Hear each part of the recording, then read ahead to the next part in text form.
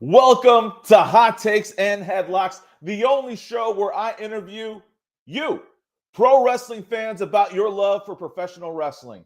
I'm your host, Joe Zuleta. We have a great one for you tonight, but before we get to our guest, hit a moonsault on that like and subscribe button on the Hot Takes and Headlocks YouTube page.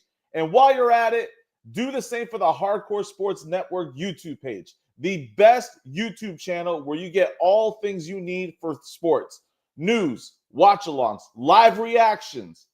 If you're watching live tonight, light up our interactive chat and be part of the conversation.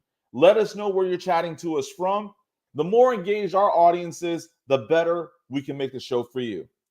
And finally, if you want to leave us some feedback or you want to be on an upcoming Hot Takes and Headlocks episode, email me at hottakesandheadlocks@gmail.com so we can schedule you for a future show.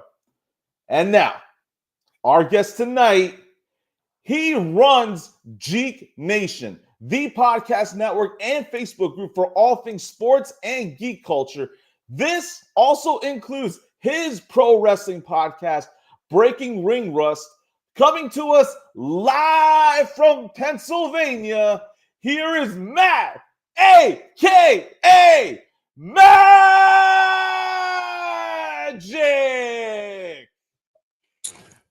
Ladies and gentlemen, around the globe, you will bask in my glory.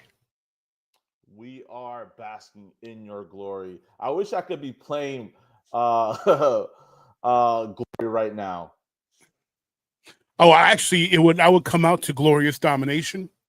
Glorious Domination, really? Okay. Oh, I love that. I love that theme. That's a great theme song. That was a great entrance from Bobby Roode. Yes. It was magnificent. Yes, man. Magic, thank you so much for popping on here. It is my pleasure to have you on Hot Takes and Headlocks, man. Thank you for doing this, guys. We did this last minute. We set this up earlier today. I really appreciate your time tonight. Thank you so much. It's my pleasure, and I'm glad to be here. Thank you, man. Thank you. So, I want to start this off. Let's start this. Let's go all the way to the beginning, right? Tell me about your earliest memories watching professional wrestling. Well, I'm a Midwestern boy, even though I live in PA. I'm from Michigan, so I grew up primarily on WWF and AWA. Okay. So I'm an 80s kid, so I grew up in the rock and wrestling era. You know, the big bright lights and the extravagance, Hogan and Macho Man and Andre the Giant and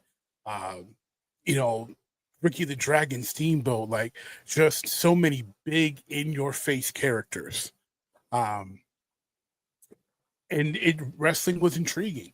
It was fun. I was a amateur wrestler. The first sport I ever did was freestyle wrestling. My parents had me on the mat at age 4. So seeing a form of wrestling on television, I naturally gravitated to it. Awesome, man. And do you remember what was the first pro wrestling match that you saw? Was it on TV? Was it live? So the first match that I saw would have been on television. It would have been probably some Saturday morning episode of Superstars or something of that nature. It's tough for me to recollect the first one, but I can tell you the first one that made me want to, or they really made me like a wrestling fan, that solidified my early years. And that was Macho Steamboat at WrestleMania 3. And, in Pontiac, the Silverdome. That was the first pay-per-view I'd ever seen. And I got to watch it because it was such a big deal that it was happening, in Michigan. So many people just in the state were watching, even if they weren't huge wrestling fans. And the technical prowess that was on display in that match was second to none. And that kind of not only made me really appreciate pro wrestling, because as a freestyle wrestler, it's all about technical prowess. So seeing guys who could really, work in the ring was so much better for me as a fan compared to somebody like Hogan, Andre, who were slower, plotting, a lot of the punches and the leg drops and the big boots. That wasn't as intriguing to me, but watching that technical skill, the suplexes, the mat work, all the reversals, that really resonated to me as a wrestler and as a fan. And that spurred my love for the Intercontinental Championship, which is my favorite championship. Oh, And wow. that Intercontinental Championship match really ignited my fandom of pro wrestling. I when I see video packages that WWE produces, right, and they're showcasing matches, right, especially from WrestleMania. Mhm. You'll see, you'll especially for the Intercontinental title, you'll often see Shawn Michaels and Razor Ramon, for example. Yes. I don't often see um uh Macho and the Steamboat. Macho and Steamboat, thank you, from WrestleMania 3. And I wish that match would get some more light shined onto it, because that is such a classic match, man. I It agree. is. There is so much going on there. I bet you that talent that new talent especially probably get told, I need you to go watch this match from WrestleMania 3, because there's so much in there to be able to pick apart and be able to learn from. Absolutely. If you're a technical wrestler like I was, and if you decide to train, um, so not to go into a long story, but I did train for a little bit. I went to camp here in Pennsylvania as a teenager when Alpha Anawai Senior still had the Wild Samoan Training Center in Allentown, PA. And being that I was a technical wrestler with a technical background, when they want to teach you how to tell stories as a technical wrestler, because sometimes it is harder for the storytelling aspect, that is one match they tell you to watch, is Macho and Steamboat, because you have two excellent technical wrestlers who are telling a phenomenal story. Uh, and I agree with you on the aspect of Michaels and Razor Ramon WrestleMania 10 ladder match. It's the highest regarded Intercontinental Championship match, and it deserves the publicity and the hype that it gets. But right below it, the second best Intercontinental title match is Macho Steamboat, and it should get a whole lot more recognition, without a doubt. Um, it, it's Absolutely. it's just that right now when they do video packages, and Michaels is such, look, well, HBK is my goat, but Michaels is he's such a dominating, charismatic individual that it's tough to pull away from anything that he's in when you want to use an example of how to do a match, of what a match should look like, how a match should be executed. It's really hard to not give an HBK example when it comes to excellence in pro wrestling, and particularly in the ring. Definitely, man. Definitely. So you're watching in the so you started watching the 80s, man, and Yes, and you're getting hooked. So as your love for professional wrestling is growing, who do you find being your heroes in that era? that's a great question. It was it was a little tough because I really struggled to connect with some of the characters, because again, this is the 80s. We've got 80s into the early 90s, so you just got all types of you know wild and crazy characters that are going on. um I wasn't I wasn't a Hogan fan. Um, he was just kind of blah. He was kind of mad for me. I didn't hate him. Like a lot of people like started to hate him, especially in the '90s. I didn't hate him, but he didn't do it for me. As big as Andre was, I liked Andre in movies more than I liked Andre in the ring, and he was also really starting to battle health wise in the late '80s. So that was, I didn't get to see prime Andre. So it was tough for me to find, wrestlers that I really attached to. I would say the first one I attached to was Macho, because he was hilarious. His voice, thinking, like he was hilarious. And he had a great physique, but he wasn't super big. So even though I was a big kid, I appreciated more, again, because I was a freestyle wrestler. I appreciate people that were more agile, that weren't just big hulking guys. And WWF at the time was the land of the giants, and they were really promoting Big John Studd,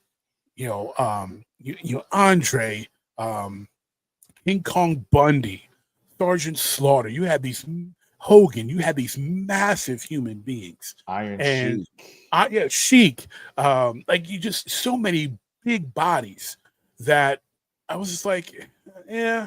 I just and watching them in the ring, it was just, I wasn't feeling them. So I really started to gravitate towards the Rockers. Were my favorite tag team.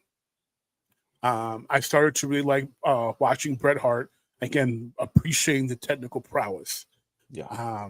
And eventually, when the Rockers split and HBK turned heel, I became a full HBK mark. Um, I and I was also a fan of Razor Ramon. And I became a massive click mark. I was marking out for the entire click, and those were my favorite wrestlers: Michaels, Ramon, Diesel, Helmsley, 1, 2, 3 Kid. Yeah. I was a big fan of the click. I started to become smarter as a fan in the early '90s there, and I loved the fact that most of them could go. I mean, Nash limited, but Scott Hall could work. Sean could work. Helmsley could work. Waltman could work. It's like when they got in the ring, you were going to see a show. They told a great story and they were entertaining. They were fun. They were rebellious. I loved their vibe. They all ooze cool. Mm, definitely. Shawn Michaels was cool in his own way. He was this country boy, but he had flair. Shawn was like Prince he was like the Prince of wrestling.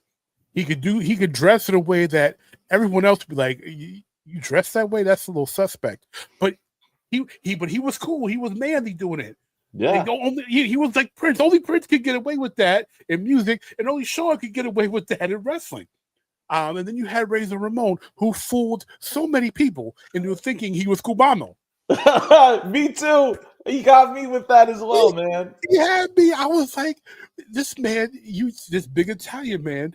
There's so many of us that he was from Miami, and he had so much. I mean, that oozing machismo, that was not just a gimmick. That man oozed charisma. He oozed machismo. I started walking around with a toothpick behind my ear, toothpick in my mouth. There you go. Nash being from Detroit like myself, loved it. You know, I started wearing a single black glove because of Nash. Like I started doing the Helmsley bow. After like I would do that playing sports, like playing football or basketball. I score a touchdown and people are doing the Deion Sanders dance. I do the Triple H Helmsley bow because I'm that cocky and that arrogant. Like I was full on click all the way. Loved it. Those guys, each one individually, they didn't know it at the time, but each one individually had a huge impact on uh on pop culture at that time, right? Like if you're a kid, middle school, high school in that era, and you're watching either NWO, D Generation X, right? Like you're seeing the toothpick, like you said. You might be crotch chopping. You might be rolling around in an MWO shirt, right? Like each one did something. They contributed to pop culture in that way, right? Did doing did you ever do any of those things like in school or whatnot? And did you ever get in trouble for it? Did I? Did I? I was notoriously known for it. See, I was not naturally a performer. I was a quiet kid. Um, However, I have a God-given gift for performance, being in front of people, controlling a room, working a crowd. I've spent time in active ministry as an associate pastor. I can be in front of people. That was not something that was natural for me, but because of my parents, I mentioned they had me in the wrestling mat at age 4. That's just you and that wrestler. You're the show. They also put a violin in my hands at age 4, and I was doing violin solos at age 6. So by age 6, I'm performing, Mozart, Bach, Chopin. I'm becoming accustomed to being a solo act, to putting the crowd in the palm of my hand.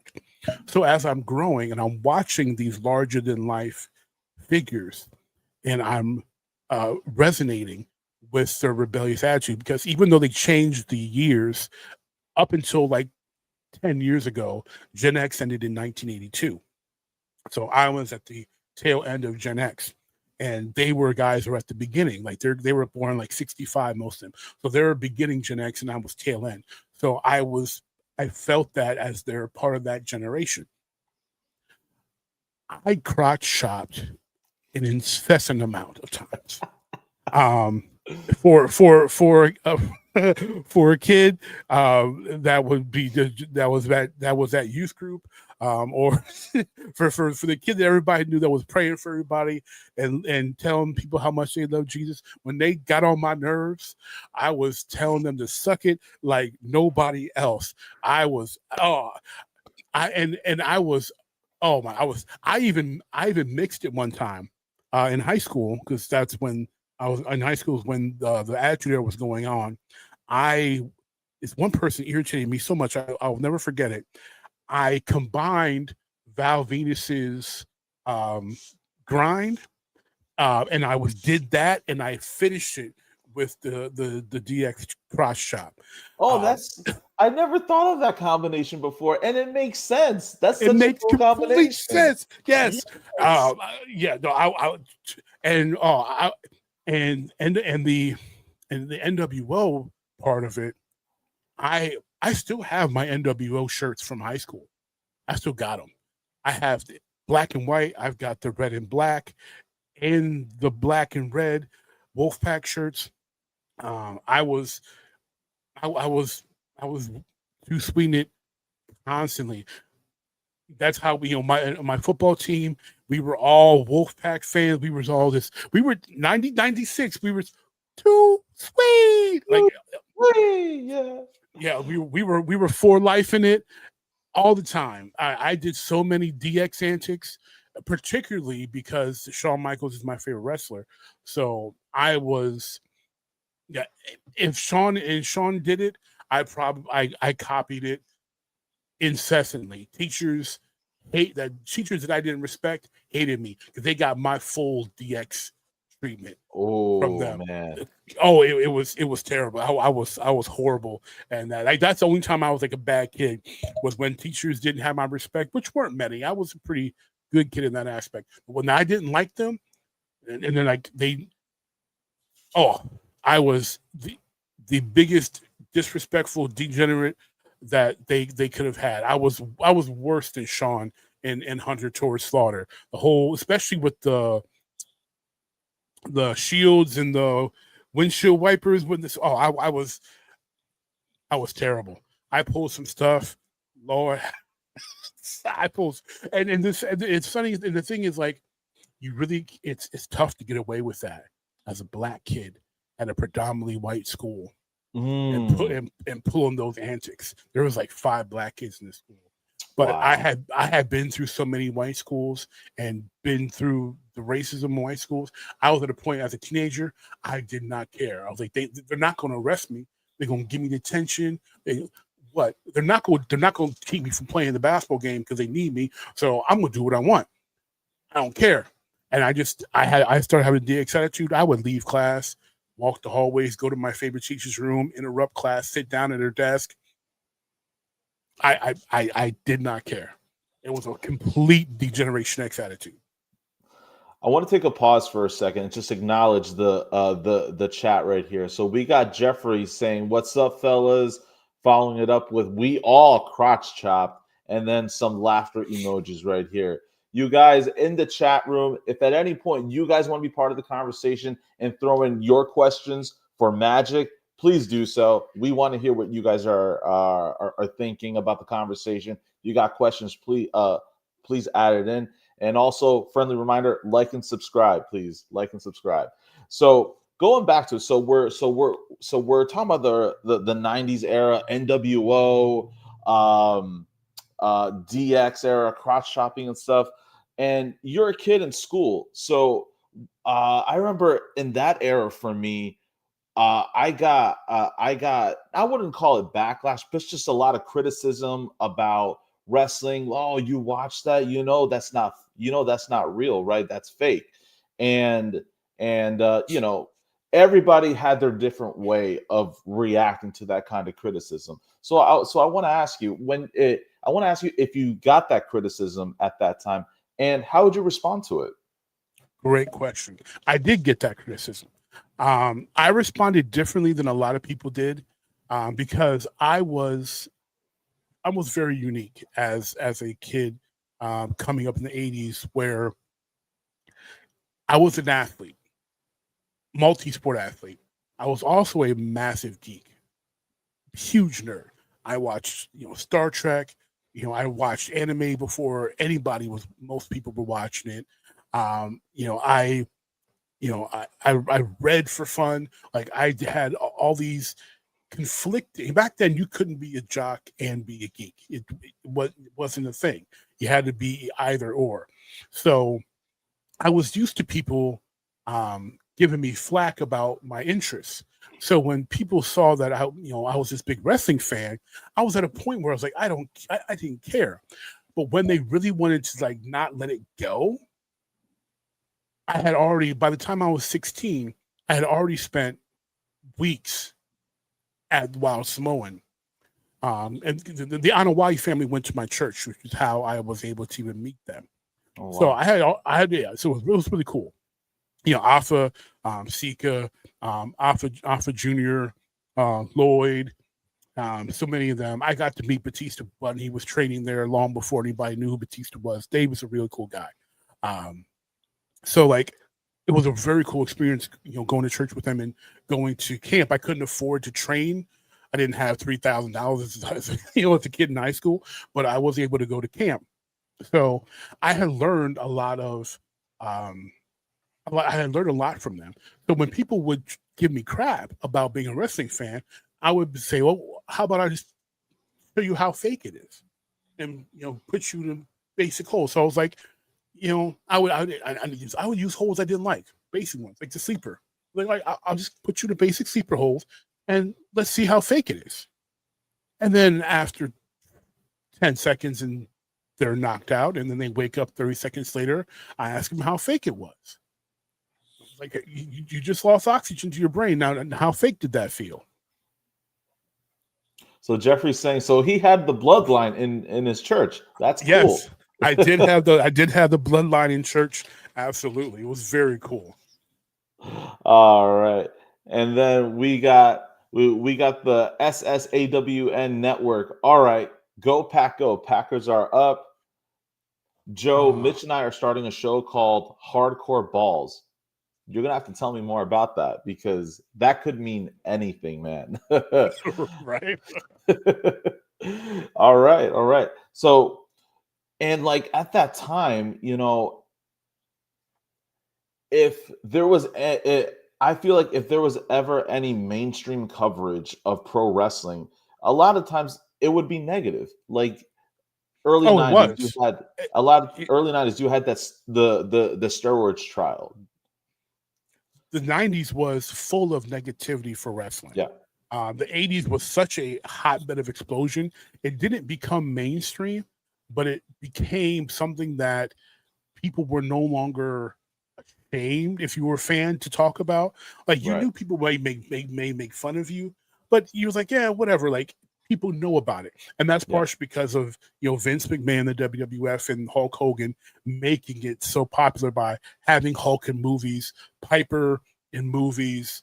Um, you know, why am I forgetting? Oh my goodness, I can see his face. Terry Funk in movies, Mm. and you seeing all these wrestlers in mainstream media helped make it easier to consume. The 90s was just a decade of wrestling controversy, starting with the steroids trial. Yep. And then when the Attitude Era kicked off, it was all about content and the battle of, should anybody be watching this, especially children, because of the crotch chopping, because of the alcohol consumption, the cursing on television, the obscene The, gestures on television, the way they would and use the female talent. and then the female talent, all of a sudden, all these bra and panty matches, puppies, and we had that, Jackie Moore with that whole full booby exposure. So there was a whole lot going on in the 90s. And that was the WWF and WCW, mostly WWF. But that was mild compared to what I was watching, because I was living an hour from Philadelphia, and I was going down to the 2300 arena and going to the ECW arena, and Oh, wow. I was seeing wild stuff. ECW would run shows obviously there, as that was their main arena. They would also come up to Allentown and run shows at the agricultural hall called the Ag Hall in Allentown, at the Allentown Fairgrounds. And I was there often. And that is where you saw real vulgarity and real wild stuff and real offensive stuff. And that was, and especially mid 90s to late 90s, ECW, that full bingo hall renegade. Oh, we walked in with chairs, with weapons, so hoping that they would take them from us and use them in the matches. It Wow. was, yeah, I walked in with a steel chair. My one buddy brought a cheese grater that actually Ray Dudley actually took his cheese grater and used it in a match. Yeah, we were walking in with baseball bats. We were this stuff that you could not walk into any place now. Flat out weapons, stuff that you could just not walk into a place now and have. But at that time, for that crowd, oh, it was, oh Lord have mercy. Was there ECW was crazy. was there a show of ECW that you attended that you find that gets played back in video packages? Oh, that's tough because ECW Hardcore TV doesn't get played back in video packages much. And that's because it was so edited. It was edited so heavily. Heyman, I'll give Heyman his credit. He was masterful at highlighting the talent that he had. The only bad part about an ECW show is that they were slow. You didn't see a ton of matches. There was a lot of downtime between matches because there was so much editing going on. You only had one announcer when they were going to go back, going backstage to do a promo. So there was unfortunately some downtime when they did a hardcore TV taping. But when you got to see the action in the ring, it was phenomenal. I would say the one episode of Hardcore TV that I did see that you would see a lot of play back in, oh man,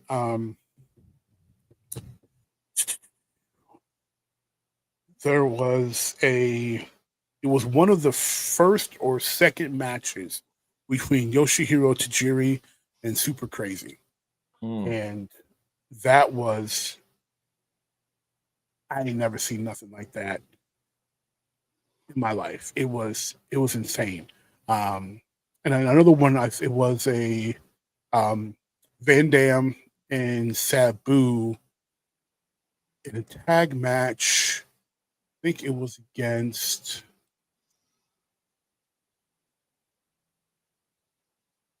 I think it was against the Baldies, who were very underrated jobber tag team in ECW at the time. They worked a fantastic match, and you see some clips from that match sometimes because Van Dam and Sabu were on their A game with everything that they were doing. If you nowadays this generation, uh the new fans going into wrestling, pro wrestling, they don't have the luxury that we had to be able to watch ECW live, right? So you have to go back, watch content on YouTube, the library that WWE provides. But if you wanted to recommend a match for someone to watch from ECW that personified, that just gives you the full on definition of what ECW was, what match would you recommend someone to watch? Wow, that is a question, my friend. Ooh, and is there one match I can pick out? And yeah, Jeffrey says, "Rest in peace, Sabu. Rest in peace, man." Yes. Um, there's a match. It's not highly touted, but I think it was an excellent match, and I think it really encompassed a lot of spirit of ECW, and that is Taz versus franchise Shane Douglas. But this is after Taz had beaten franchise for the championship. So this time, this is the rematch that was on Hardcore TV. Um, it was so fun seeing Shane as challenger after he had that stranglehold on the title for so long. He also had like a broken wrist at the time, so he was wrestling in the cast, and you see just phenomenal work between Taz and Shane. They worked so well together, but the intensity, the brutality, the fan involvement. They end up, of course, in so many matches, they end up going out into the crowd. Um, there's a moment where, um, Shane, pulls the Sandman and starts hitting himself in the head with the cast, getting himself psyched up. Opens up his head a little bit. But it was just a fantastic return match that really just is a good personification of ECW. That match is tough to find. But if you look for it, that's a great match. An easier one to find, and agreeing with Jeffrey here, Taz versus Bam Bam Bigelow, Barely Oh, Legal, Jersey. I mean, what a fantastic match. People forget how great Bam Bam was, how mobile he was as a big man, the agility, the strength. Such a great match. I was a huge fan of the triple threat of especially Shane, Bam Bam, Chris Candido, of course the original iteration with Malenko and Benoit. Um, just a great match. Barely Legal there. pro wrestling has a lot of great crowds, man. A lot of great cities that you can watch wrestling in. Philly, one of them. Of course, we know Chicago is always has a rowdy crowd. I feel like Northeast has some of the better crowds, but I'm biased. I'm out of Jersey, so of course I'm Okay. going to say the Northeast, right? But I would not disagree with that. I actually I agree with that. Outside of the Northeast, Baltimore and Chicago to me are the ones that have similar passion to Northeast. Even though wrestling was big in the South, the way they were passionate about it was different. They seemed just to be more laid back, even amongst their more rabid fans. You did not see, and I think it's partially why ECW struggled to catch on with the southern markets, is that it was it was a Northeast thing. It was a tri-state area thing. Like most ECW fans were in New York, New Jersey, or PA. Like it was a tri-state area thing, and we were the only ones that could really see it. Is if you were close enough for the tri-state area to either go to the ECW arena, if they were running a show, near the Monster Factory, or if they were going up to the Hammerstein Ballroom in the city. But if you weren't from that area, unless you happen to be watching TV and you're at 2:00 in the morning where you didn't see ECW. Yeah. And you didn't have the opportunity to see it live because there's no more rabid fan base than ECW fans at a live show. I don't care how big the size is. There's no fan base that was so engrossed into whatever was going on than the ECW fans. From even where they passed out the styrofoam heads for Al Snow's entrance at the pay-per-view, and every single fan is shaking that head. You would never see that at a WWF or WCW show. You would never have 100% fan participation, even if it's only 5,000 of them. Every single one is participating. Even at One Night Stand, the second One Night Stand where Sandman and Dreamer had the tag match with the Dudley Boys. That entrance, that you will never see an entrance like that. My God. The entire crowd just belching, and most of them can't sing, singing Metallica, singing Enter Sandman. The fans grabbing the Singapore cane, hitting themselves with it, willingly getting beer sprayed on them. Rabid. There's no other fan base then and now that is as engrossed as ECW fans were.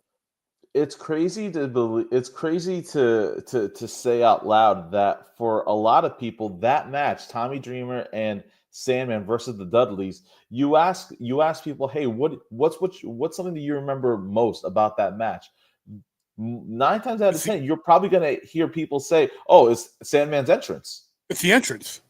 And not that the match was bad, because the match wasn't bad, but the entrance was everything. I mean, because Sandman was ECW's icon. Like, this is the dude who's out of shape. He's wearing like freaking pants with stripes on them. He's wearing sneakers. He's not in wrestling boots. I remember for a long time he was wearing the Sean Kemp Kamikazes. He's wearing sneakers. He's got a black sleeve t-shirt on. He drinks 2 beers before he gets to the ring. He is smoking a cigarette. And he's holding this Singapore cane. He's not pretty. Man, all the stars at that time were relatively attractive guys. Shawn, Brett, Austin, Rock, Goldberg. Like, there was somebody that they were relatively reasonably attractive. Sandman is a overweight, gut sticking out, not muscle bound, in shape dude. He's just a regular dude. He's just a regular guy. And ECW fans loved him. Jeffrey, that's wrong. He was not more than just an entrance. That's not true. That means you haven't seen Sandman versus Raven, because that's so much more than an entrance. Without a doubt, man. Without a doubt. I want to take us a little bit further. So we mentioned WCW, ECW, and of course WWF at the time. These are all 3 companies competing for their competing each other for their big slice of the pie, right? And finally, we have the end of WCW, the end of ECW, leaving us with just WWE at that point in At that time. point, correct. What did that mean for you as you're seeing these companies one by one coming to an end, getting absorbed by WWE, and now WWE is now the only one with TNA slowly building its foundation. But what did that mean for you at the time, being a pro wrestling fan, to see these other companies shutting down and WWE growing? I I liked it and I didn't like it. I didn't mind WCW shutting down because it had turned into a hotbed of garbage. What Vince Russo was doing down there, the booking decisions, when as much as I love Nash, he didn't make very great booking decisions. Hogan's creative control ruined a lot of things. Um, it was a mess down there. And honestly, even during the heyday, the peak of WCW, during that 83-week run, I only turned WCW on pretty much for two reasons. That was for the NWO, and that was for the luchadors, because that was the only place you could see luchadors on national television. Vince rarely used them. If he did use them, you only saw them on like Superstars. You didn't see them on Raw. And Bischoff did a great job highlighting the Rey Mysterios, the Juventud Guerreros, the Ultimo Dragons, the Eddie Guerreros, the Billy Kidmans, um, you know, even the guys like Laparca, Psychosis, Silver King. Just a phenomenal luchador roster for WCW. But those are the only two reasons I turned WCW on. Because most of their guys I didn't care about. I didn't care about Diamond Dallas Page. Yeah, the finisher was cool, but I was like, I don't care about this guy. I didn't, and the guys that I kind of liked moved to WWF. So Johnny B. Bad was, he was weird, but when he was just Mark Merrow, and then, especially the Wild Man era, I liked him. I liked how he worked. He left. So some of the guys that I liked there ended up moving on, but most are guys I just didn't care about outside the NWO, and I only really liked the NWO because most of them were WWF guys. Like, it was Hall and Nash for me. I would see WCW on, I would see on TBS and stuff, and I would catch a Harlem Heat match. I was like, okay, cool. I like these guys, but most of the guys they had weren't doing it for me. Yeah. So WCW dying, I didn't care about. ECW dying, I did care about, because that we were left without an alternative to the WWF machine. I knew it was going to be happening. I knew because of my relationship with the Anoa'is and our proximity. I knew that Paul was feeding talent to Vince.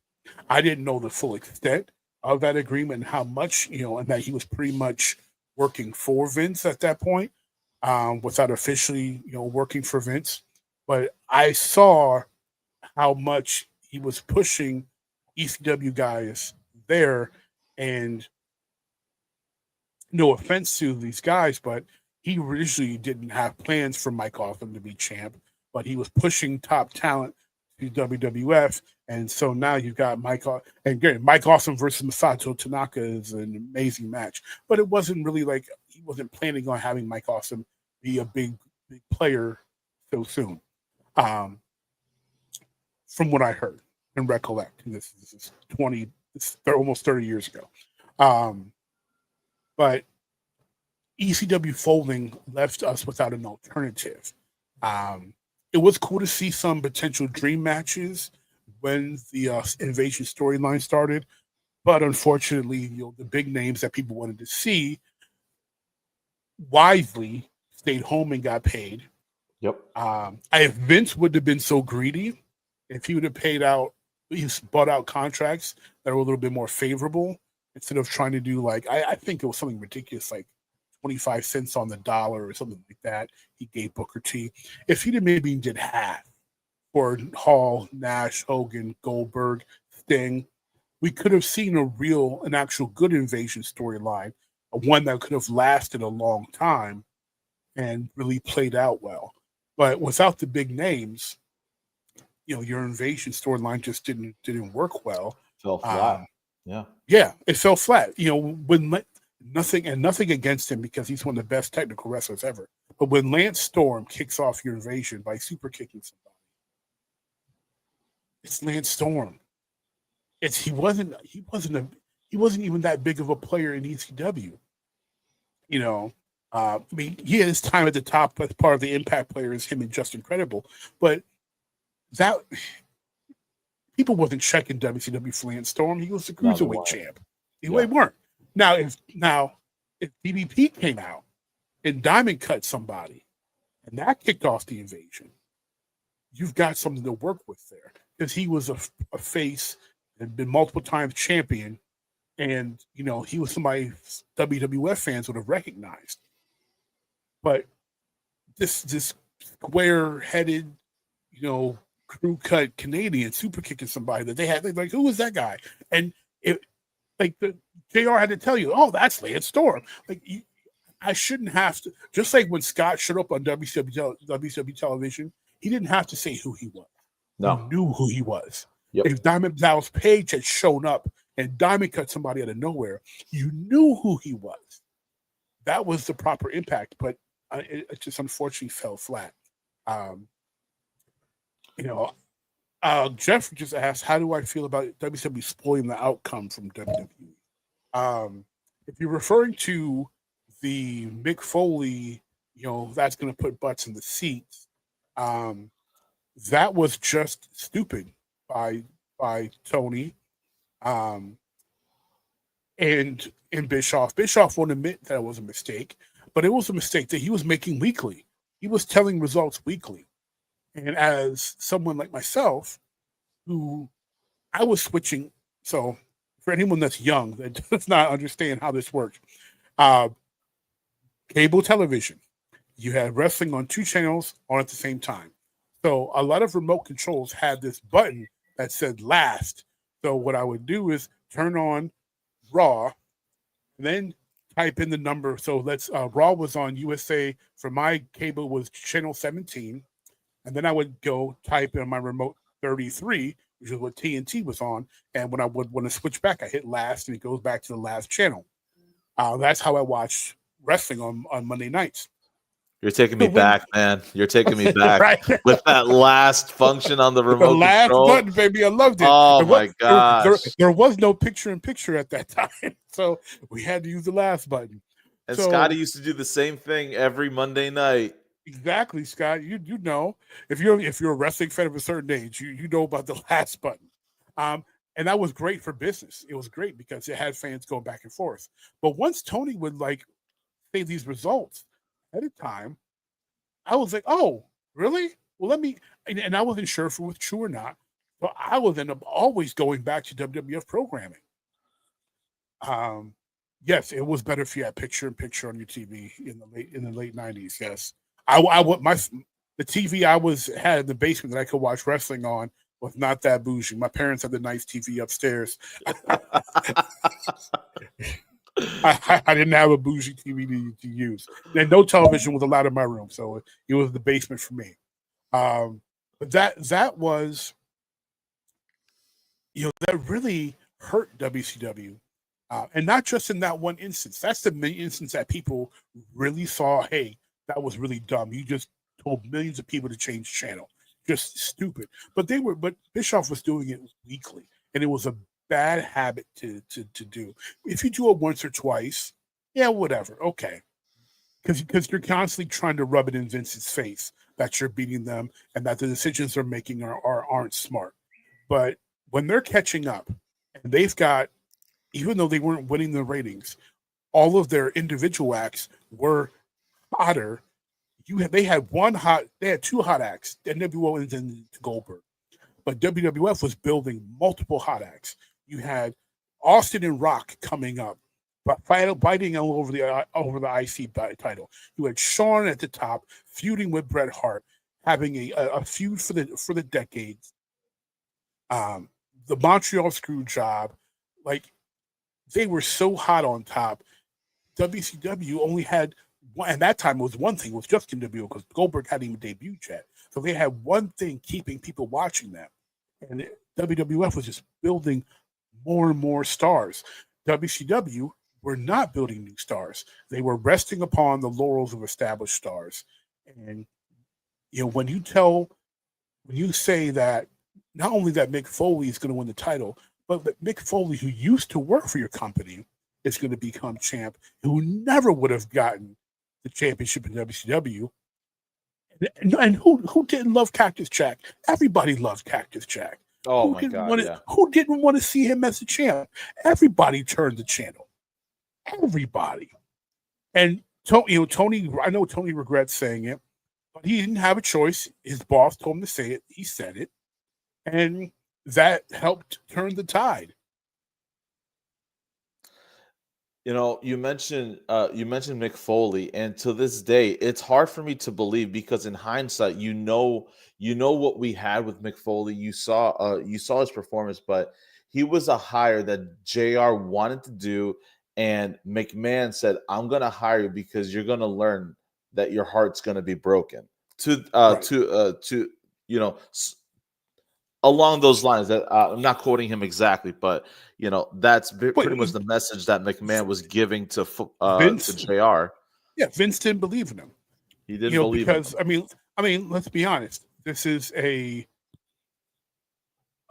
guy with a screw loose, who's shaped like a pear, and he's supposed to be going up against some of the best conditioned and best looking athletes that WWF ever had. Taker, Shawn, Brett, Austin, Rock. Like it's a freaking Men's Health magazine shoot of how of how good these guys look. Yeah. Then you have this pear-shaped guy who likes to jump off of high things that is competing with them. Nobody would think in this land of guys with great looks that he would become a guy at top of the card or world champion. Yeah. Mick Foley had a certain charm to him that really pulled viewers in. I became a believer of Mick Foley for me when he debuted as Mankind. And when he changed personas, it was so believable for me in the sense that this is not Mankind anymore. This is Dude Love. He's not pretending to be Dude Love. This is Dude Love. Now he's Cactus Jack. Oh, he's not any of these characters anymore. He was so good at switching characters that I no longer associated him with the prior characters. And then the brutality that he was able to endure to entertain fans. That hell in a cell. Like I sometimes I try to pride myself on being objective, but sometimes I'm not. And that Hell in a Cell, I don't think it's a better match than the first Hell in a Cell, Shawn and Taker, but it was more brutal. What Shawn went through in that Hell in a Cell was horrific. I was like, I had never seen anybody go through that. And then the next year, Foley goes through that and plus a half more. And, Shawn taking that bump, just coming off the side of the cage. Yes. Going through that table. We had not seen anything like that. And then for Taker to throw Foley off, Foley from the top, was like, I was watching that pay-per-view. I thought Mick was dead. People say that all the time. I kid you not. I don't exaggerate. I thought he was dead. Because he laid there for a good 2 minutes and he didn't move. And then they started attending to him and they put him on the stretcher. And I was like, he's dead. And then he started moving on the stretcher and then he gets up and I'm like, one, how is he alive? Two, why is he going back in the ring? Because at this time, I'm smart enough to know, call the match. Send somebody out there to interfere or do something to, just like they did with Kane, like have Kane or who ended the match the year before, have somebody go out and jump Taker so that the match is over or something. But I was like, you can't keep going. Like, the man's dead. And then he went out there and then endured another 15 minutes of brutality. And then when he got chokeslammed through the cage, and that cage wasn't supposed to break, and then you see his body flop like a dead fish. You see the close up, and you see the tooth through his lip and under his nose. And at first, everyone was like, "Oh, that's spit." I thought it was spit, but then you look closer and you see that's a freaking tooth. Like, insanity. Like, there were bumps I took training in wrestling, and I took some risks, especially because I grew up in the backyard wrestling era. I took some stupid bumps. I ain't never taken nothing close to that. That was wild. And then not only do we get 2 big bumps off the cell, through the cell, we also get thumbtacks. Thumbtacks.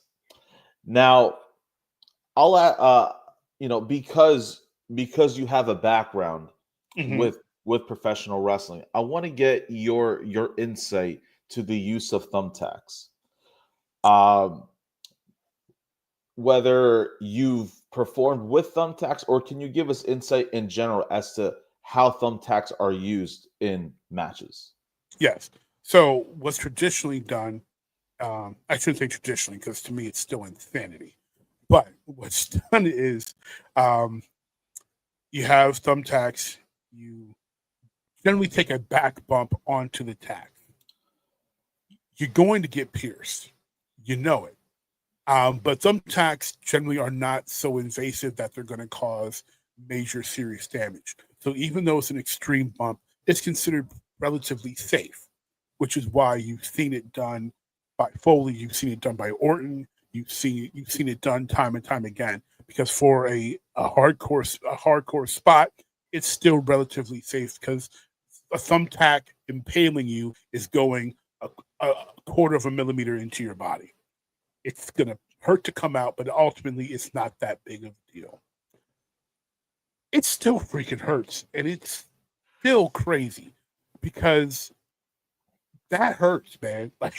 Like there's, and now when you're performing, and it wasn't a bump I was willing to take, but I did take some crazy bumps. I took a bump like that in a backyard match onto a pile of wood, and on a cord of wood. And honestly, that was more dangerous than the tacks, because the wood could have seriously hurt me. Where in tacks are a lot more giving. It's a dangerous spot. I do believe he did crap his pants also that match, Scott. And when you take that type of impact, you probably will. But the back bump into, that's correct, Jeffrey. He was not supposed to go through the cell. The back bump onto the tacks is it's a tough spot. And what's crazy is it's a relatively mild spot for Foley, because for fans of Foley like myself, we had seen, like, I did a lot of tape trading in the 90s.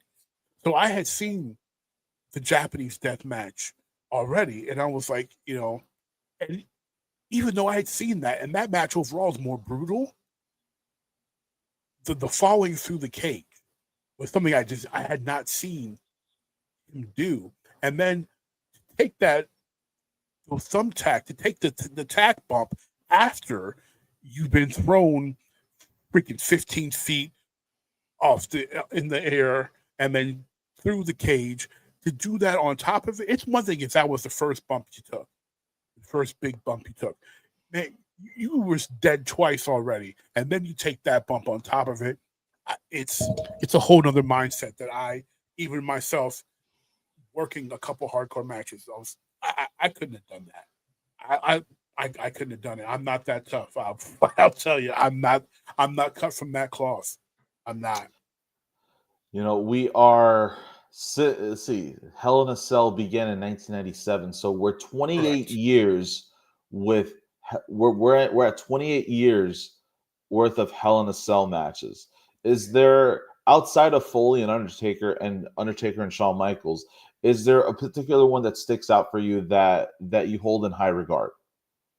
Oh, you know what? That's a great question because a lot of Hell in a Cell matches after those two really failed to hold the same weight.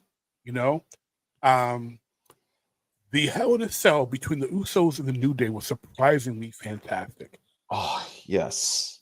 Like Yep. I didn't expect the tag team match to be that good, but they did an amazing job in that match. And I don't think this tag match is really gonna. It's the tag match. Hell in a Cell's a one-on-one thing, but that match was stupendous. That one is when I say Hell in a Cell tag match. Usos New Day, amazing, amazing match. Oh, absolutely, man. Those teams had so much great chemistry Yes, with one another, and and they use a lot of great psychology with that match to really get you invested into it. You didn't need to climb on top of the cage to get to get, for lack of a better word, butts in the seats. right. Eh, like they used what they had at their disposal, and it worked. That's definitely up there for me for Hell in a Cell matches. I'll Oh yeah, also it's my favorite Usos match because oh for me, it's when they established because up until that point, in my opinion, people really kind of treated them more, looked at them as just like C level workers. They didn't take them as seriously. The their status as a team didn't reach that A tier. That match to me solidified like, look, these guys are going for greatest WWE/WWF tag team history level here. Like these guys, they're for real. They're not just good because they're Rikishi's kids, or they're not just getting a shot because they're Rikishi's kids. These guys can flat out go. and we got Scott here chiming in from a couple years ago. The first female Hell in a Cell match was pretty damn good also. Yeah, I would agree with that as well. Absolutely. And Jeffrey agrees with you. Usos and New Day is up there. Uso Penitentiary era. Yes. That It's one thing. Hell in a Cell it's a brutal match, and it's to me it's the safe. It's brutal, but it's safe enough that you can continue to keep doing it. Where we're in the era now, and even in the '90s, where because I remember watching the to me it makes my stomach turn. But watching Funk and Sabu in the barbed wire match, um, as an ECW fan, I was like, wow, this is too much. This is like freaking Roman gladiator level stuff. Like I was like, okay, these still are people, man. Like yeah. this is crazy. And that's like, and so taking that to today, um, I struggle watching some of GCW stuff because they keep trying to push this envelope and go farther than ECW did. And I'm like, one of y'all are gonna die, and I really don't want to be watching when that happens. Yeah, we don't want to see that happen, especially broadcasting everywhere now. Like Yeah. some of the stuff that I see on AEW rivals the brutality that we saw back in the day. Like I have this image imprinted of my mind in my mind of John Moxley with Yes. the spike bat hanging Yes. off of his back. The moment you said AEW and brutality, my mind immediately went to Mox because that's the reason why he's working there. Because Vince won't let him kill himself. Like he Mox has I don't know if it's a pain fetish. I don't know what it is that it's in Mox's head that he wants to bleed so often, but that spike in his back, I was like, why, man, why? Yeah. Like, but however, I don't know if you saw it, but there was a hilarious edit of that picture where someone put Plank from Ed, Ed, and Eddie as the back. What? Yes, it's hilarious. The box is going like this, and it's plates to his back. Oh, I think I might. I think I saved that to my phone. If I have it, I'll send it to you. It is hilarious. But no, when I saw that, that sickened me. And I can take a lot because I've seen a lot. As an old ECW fan, I've seen some insane stuff. I've seen enough blood in a wrestling ring to last me a lifetime. That was definitely something that, a Terry Funk Sabu level of insanity. That's too much. I'm surprised they haven't tried to duplicate the freaking scaffold match and have another crazy person fall 20 feet down into the ring. Scott's chiming in. The Spike moment is one of the highest AEW YouTube videos over the past several months. I don't doubt it. And yeah, man, like the scaffolding moments, that scaffolding falling moment. You also have Shane McMahon falling off of the cell and hitting the announcer's desk. Another Shane moment. Shane and freaking Steve Blackman. Steve Blackman, yes, that's what I was about to talk about. Yeah, I thought Shane died there. The way he took that bump, because I thought he was dead. I knew there was a crash pad under him. It didn't matter. Like the way he fell like a sack of potatoes, man. And I've only been scared for Shane twice. That fall and the bump off the cage with Taker. And partially because Shane was freaking 50 years old when he took that bump. But that first, I lie. The other time was that match against Angle. King of the Ring. The King of the Ring match where Angle kept freaking suplexing him to death. And the way Shane landed on his neck when the glass wouldn't break. Oh, Lord. I was like, neither one of these men are going to walk again after this. That was such a brutal match. What was your favorite tag team during the Attitude Era? Oh, that's a good question.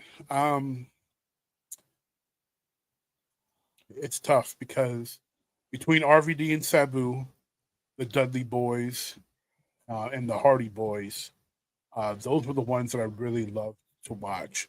If I had to pick one team, I would probably say the Hardy Boys edged out because RVD and Sabu didn't last more than a year and a half as part of that stable with Bill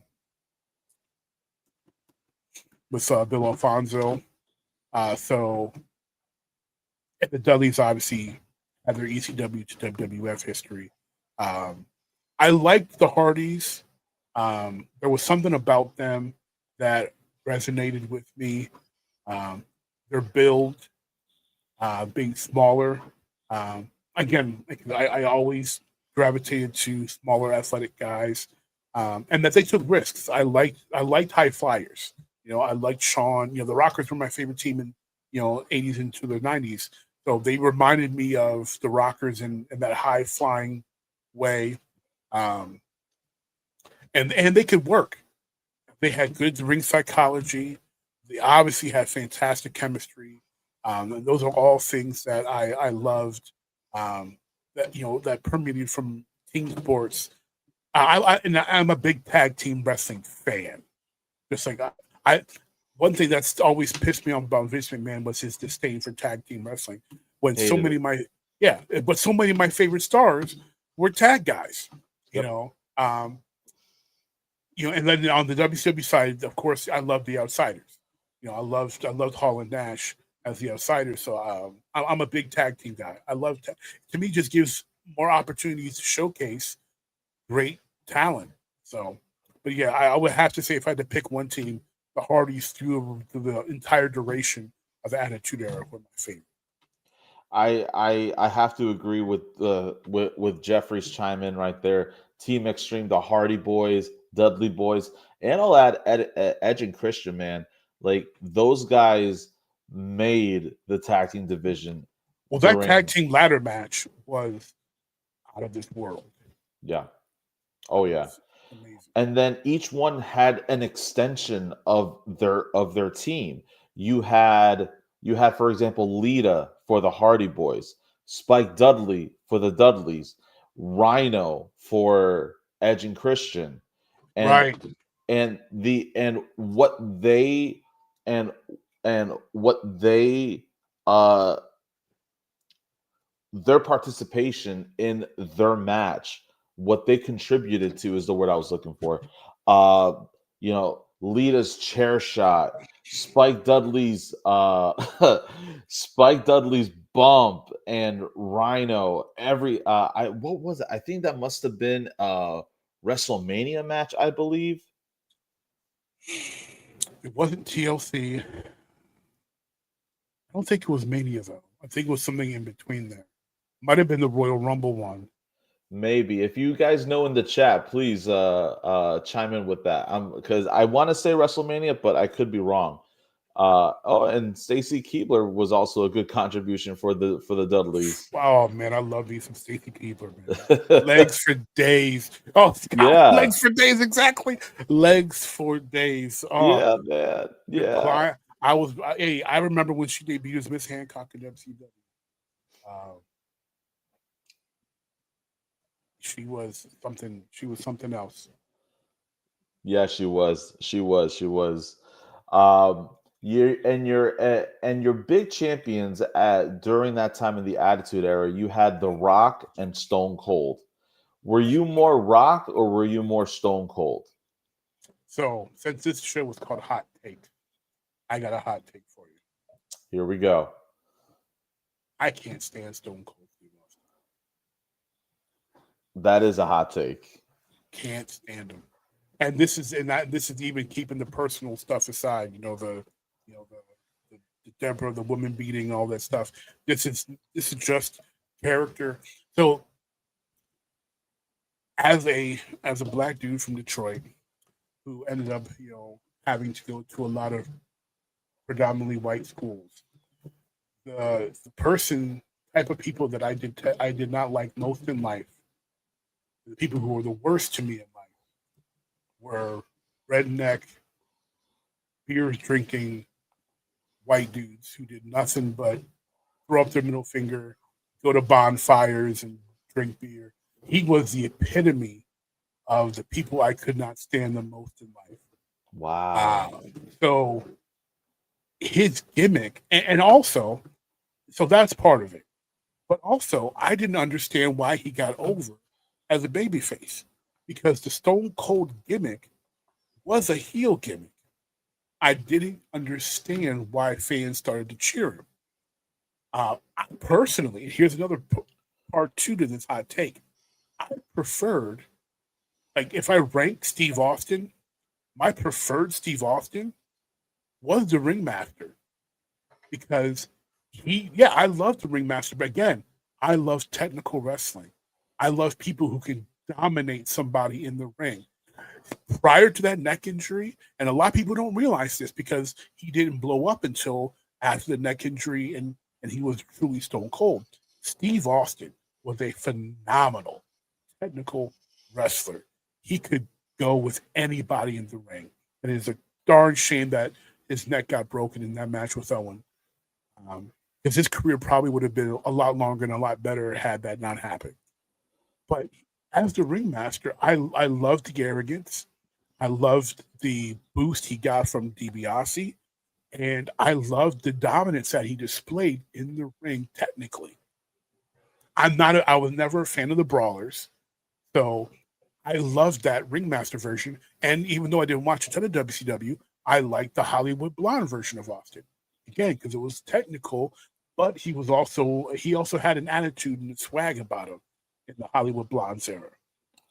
Oh, actually, not even the Hollywood Blondes era. His Dangerous Alliance era.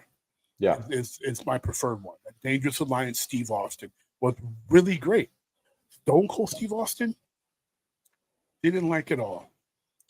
You mentioned and I want to ask this because we're talking about Stone Cold, but you mentioned earlier that some of your new generation favorites were Shawn Michaels and Stone Cold. So Bret Who Hart, would you, Shawn Michaels, and Bret Hart. Shawn Michaels and Bret Hart. Thank you. Yeah. So, who would you say Bret Hart? And I'm going to pivot this to Bret Hart, and I'll also add Stone Cold to it.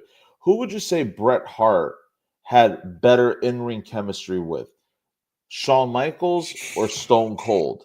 And I'll also chime in the same question for Stone Cold and Shawn, or Stone Cold and Bret.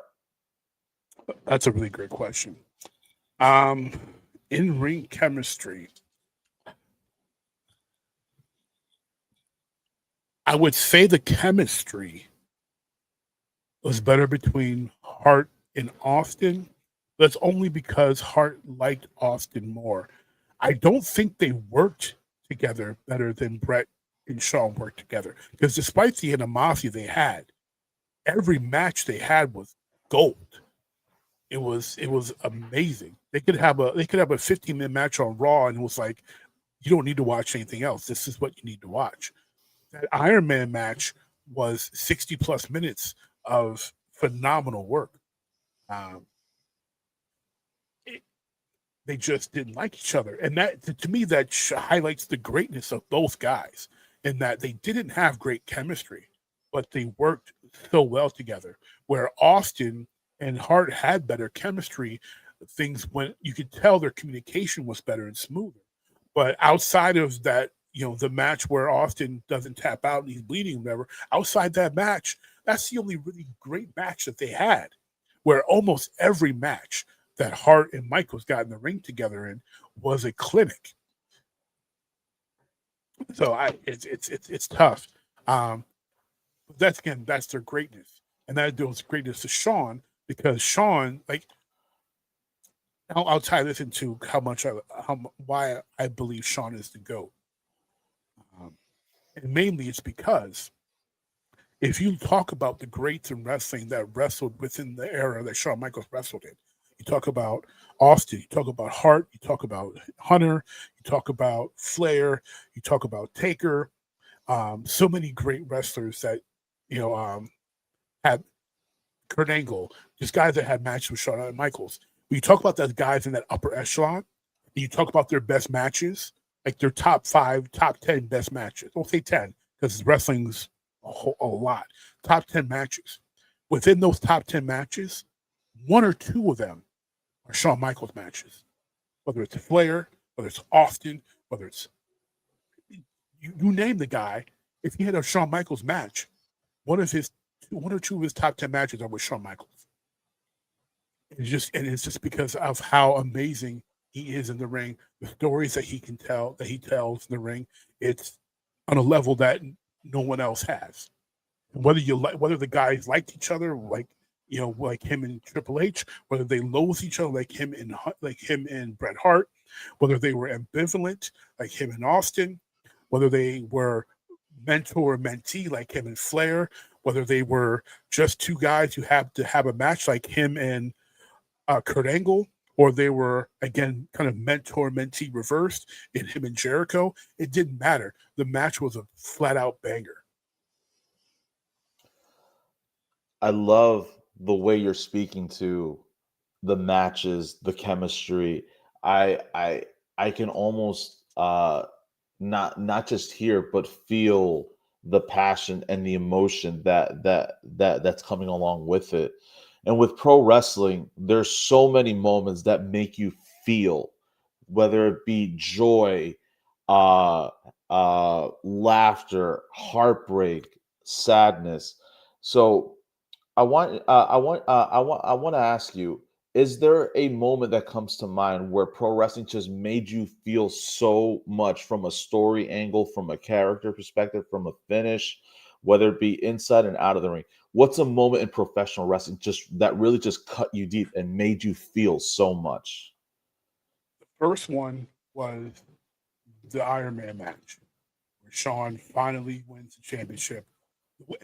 And WWE, for all their flaws, has always been a fantastic storytelling company for the people that they can tell good stories for. They've generally done an amazing job telling stories with Shawn Michaels. that the boyhood dream made kids and myself feel that you can accomplish your dreams. Because outside of him and Brett, all your champions were these massive big guys.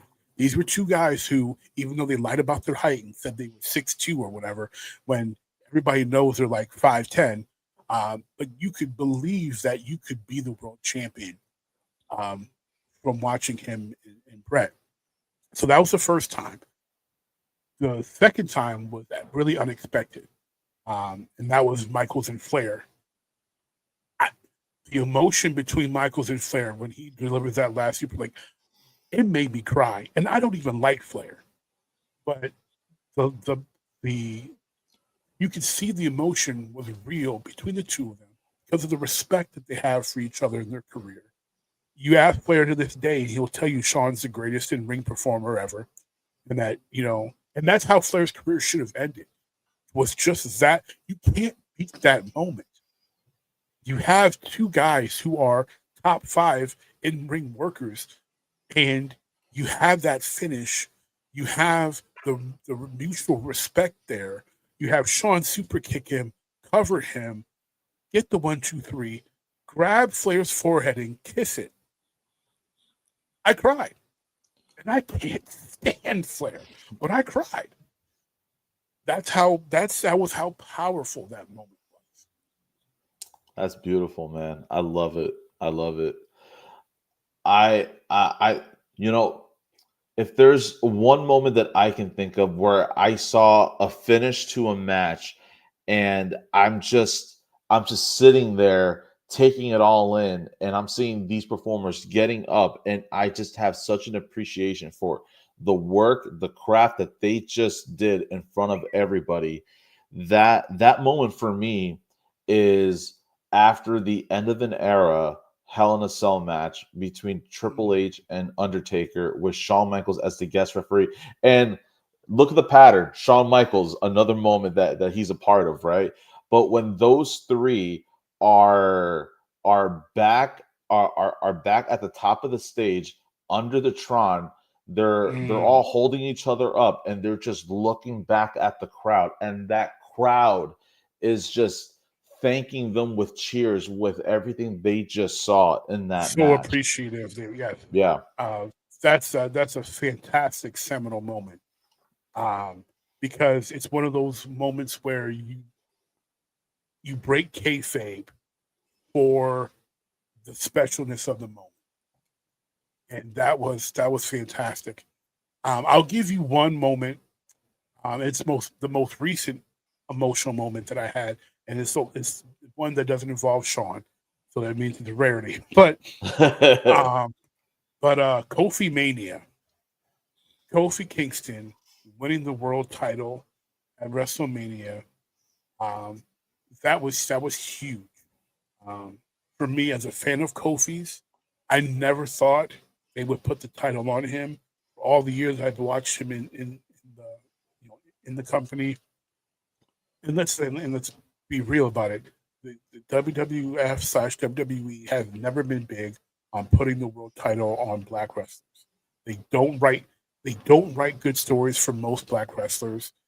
The writers they have on staff struggle to write good stories involving black wrestlers. That's been a thing for them for their entire existence. Um, Kofi catching fire, replacing Mustafa Ali, and everybody just rallying around him. And that was the part that was so special was this wasn't a decision Vince and Bruce Pritchard and the writing staff made. Creative didn't make this. The fans called for it, and then they had no choice but to run with it. And the moment was so surreal. It meant so much to me as a wrestling fan, as a black wrestling fan, and to watch Xavier pick up the belt, take over to Kofi, the emotion on his face, the joy on Biggie's face. And then you see the clips of, MVP and Shad Gaspard, rest in peace, Shad, Rest in peace. Yeah. watching at the bar, seeing Kofi get that almost almost impossible achievement to have, especially at that time. People forget. Until that time, the only black world champions you had before that were Rock and Booker T. That was it. That was it. That was it. And Booker T was never WWE champion, so a lot of people didn't even count that. But world champion, you had two guys in all the history of WWE, and then Kofi comes along and gets the title. So like that was such a special moment. I'm still mad he didn't get his rematch. The way they dropped the title to him with Brock was some bull crap. And unfortunately, every black champion has lost their title to Brock Lesnar. So it's like, that's some. I just need them all to jump Brock. That would be nice. I just want to see every black champion come out and just jump him. It's everyone. They all dropped their title to him, but that was such just an amazing moment.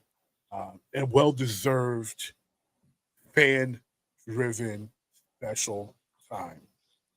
Very emotional. In addition to moments, emotional times in pro wrestling is when we have those awful instances where we lose someone too soon. Oh. And I want to ask you, what pro wrestler passing Raw affected you the most? Raw is Owen. I cried like a baby the night after Owen passed. He was the heart that I liked the most. And I was really starting to have fun because, like, even though he wrestled so well during the Blackheart era, I didn't have a whole lot of fun with Owen during that time. But when he and Jeff Jarrett were tag teaming, he brought back out the Blue Blazer gimmick, and he's just having so much fun doing this thing with him and Jeff Jarrett and bringing back the Blue Blazer, which was just it was so enjoyable. And then having Jeff dressed as a Blue Blazer, having Mark Henry come out as a Blue Blazer, it was so funny. For him to, and I was watching that pay-per-view as well when that happened. And I was like everyone watching, I was just in shock. And it really didn't hit me until the next night when they did Raw is Owen, and they took the time to talk to everyone. And the interview that stuck out to me the most, I'm probably going to start crying thinking about it, is I want to say Michael. It was JR or Michael Cole. I think it was JR. He's sitting with China and Triple H. Triple H can't talk. He couldn't talk. He was so overwhelmed. He's sitting there crying. He's trying to hold it in. And Joni's talking for him. And my heart broke. Watching wave after wave of grief and disbelief, shock, just over and over on his face. And for some people, it's Eddie's passing. Chad was another tragic moment recently, but Owen's passing was jarring. It was jarring. Yeah. I agree, Owen. Many times when I've asked this question, Eddie Guerrero comes to mind for so many. Shad, as a father, I'm a father of two. Shad's passing and the circumstances of that passing cut deepest for me. Mm-hmm. He's a hero in so many hearts for saving his son the way that he did. Save my son and then and then save me. Yes. Well, as a father of five, that's goes without question. It's like Will Smith in iRobot. It's like, save the girl, save the kid. Yeah. Leave me, save the child. if you want to come back for me, come back, but save the kid like that.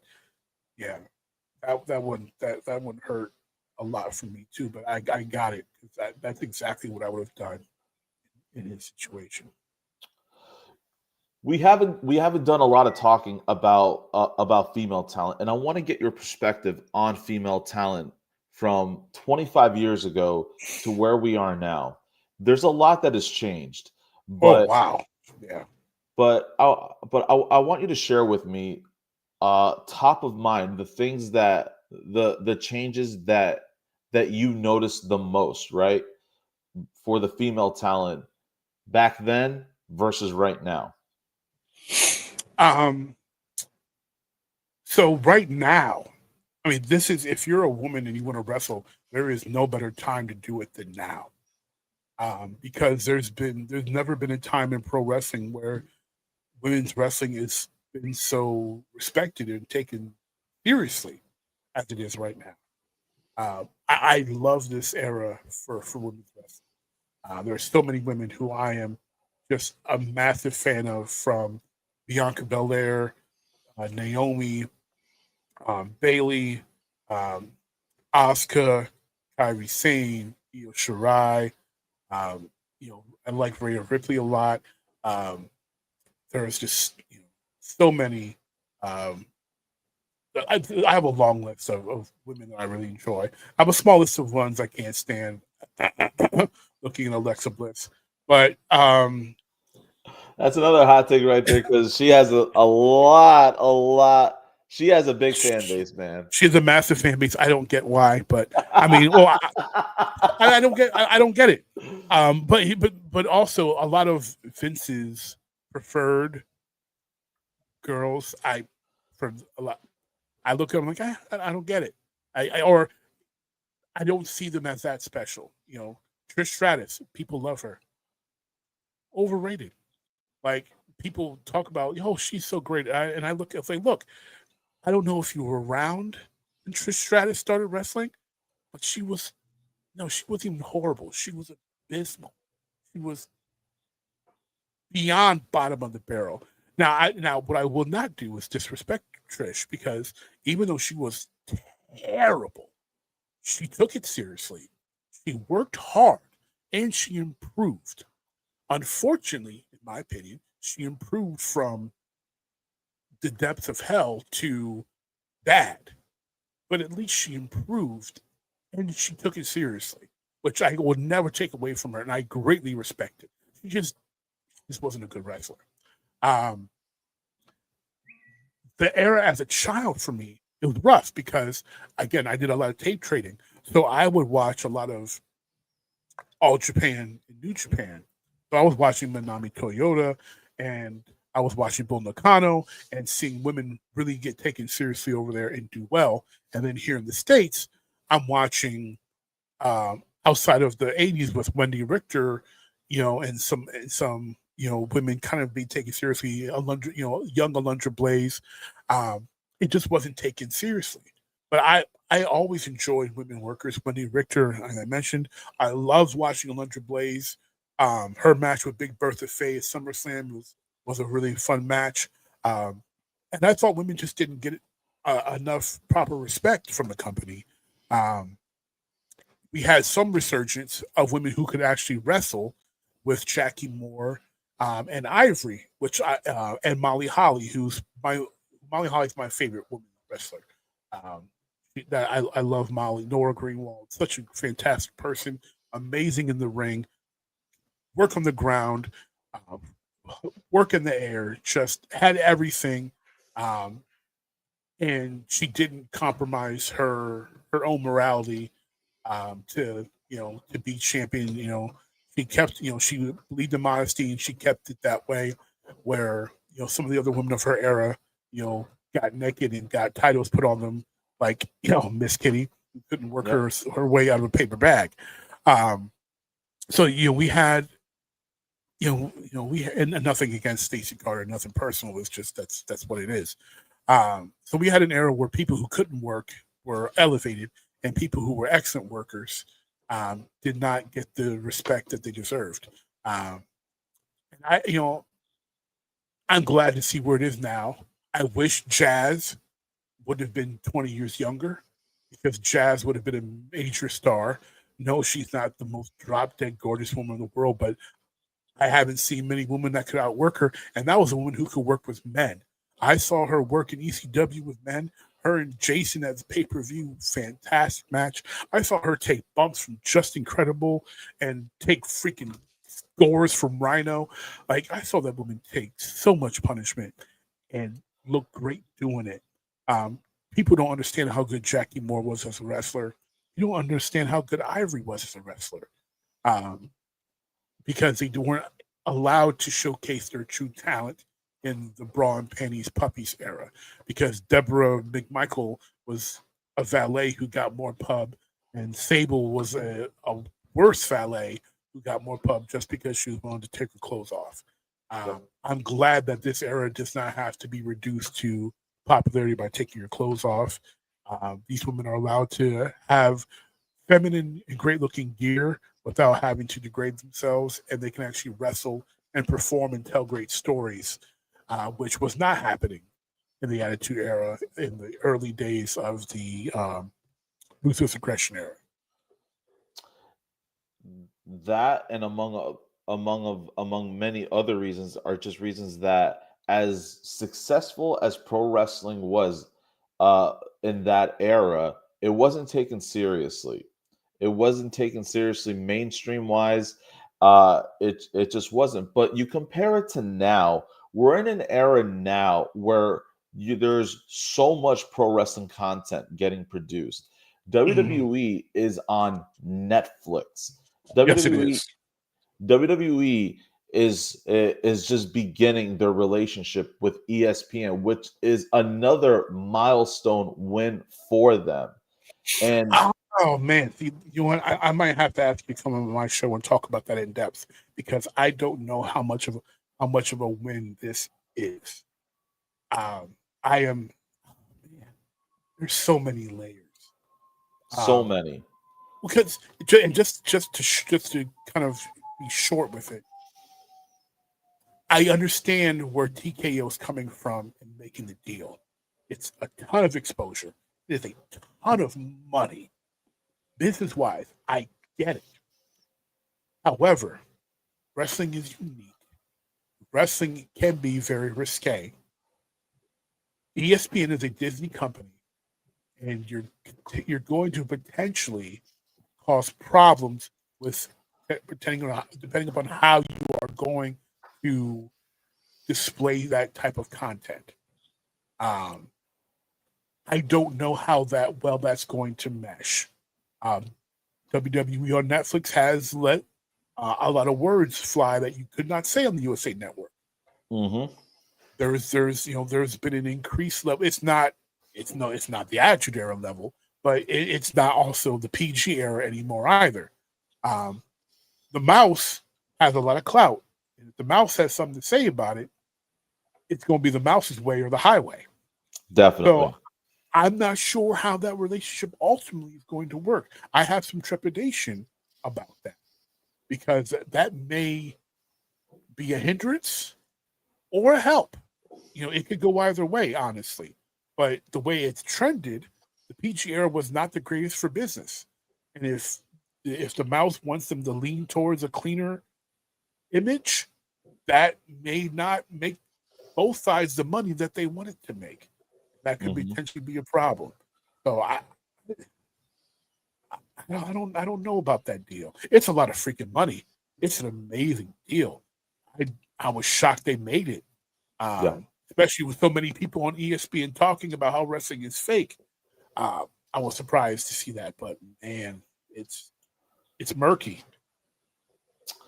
It's new waters for WWE to be swimming in, but with the structure, with the TKO machine behind them, well, they own them. So it's TKO's way or the highway at this point. Right. But it's new waters to be treading in, and and it is new eyes, new fans coming in.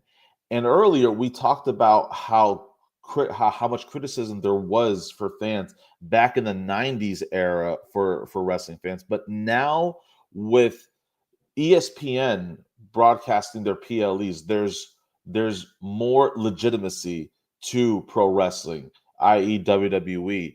What do you think? Maybe you might have some Maybe. insight because you have your kids are older than mine, but um, what what do you think conversations in schools, for example, are like now for kids who are into pro wrestling? Do you think those criticisms still exist to this day, or do you think that those are far and few between? It's a good question. Well, like you said, And this before this you is get to that, yeah. Matt, we got Mitch coming in saying hi. Nice to see you, Matt. Nice to see you, Mitch. Like your logo.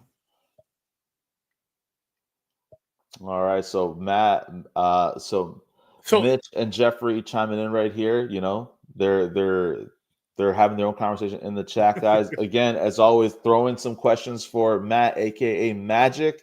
But you were about to say, go ahead. yeah, so you're right. This is not exactly new water, because they did broadcast on ESPN way back in the day, but that was before the Montreal. That was before the curtain call and the exposure of kayfabe. Back when kayfabe was still alive, and some people thought wrestling was legitimate. There was broadcast on ESPN when ESPN was still a growing company. ESPN and WWE have changed greatly since those days, where WWE and AWA were broadcast on ESPN. But so this isn't completely unfamiliar waters, but it's different now that kayfabe is a thing, and nobody is under the impression that pro wrestling is a legitimate sport. They realize it's entertainment. They realize it is predetermined. Um, to me, it really depends upon marketing. How are you going to market this product? How are you going? And also, if you're banking on these PLEs being you know, to be really big, how are you going to cross brand and build for the PLEs?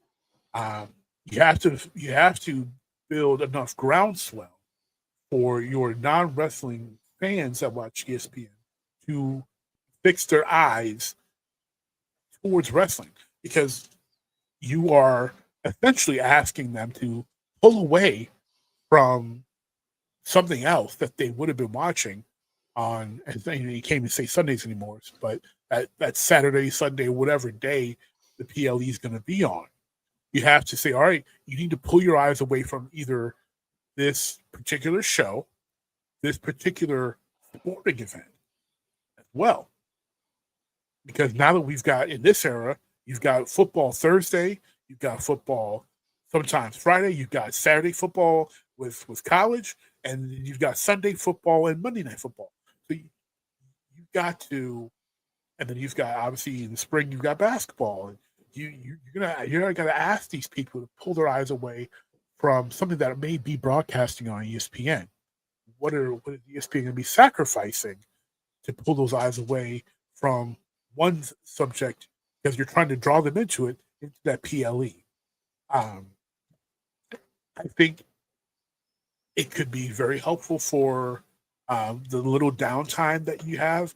So, like right now, we're just at the beginning of the NFL season, and we're ramping up towards baseball playoffs.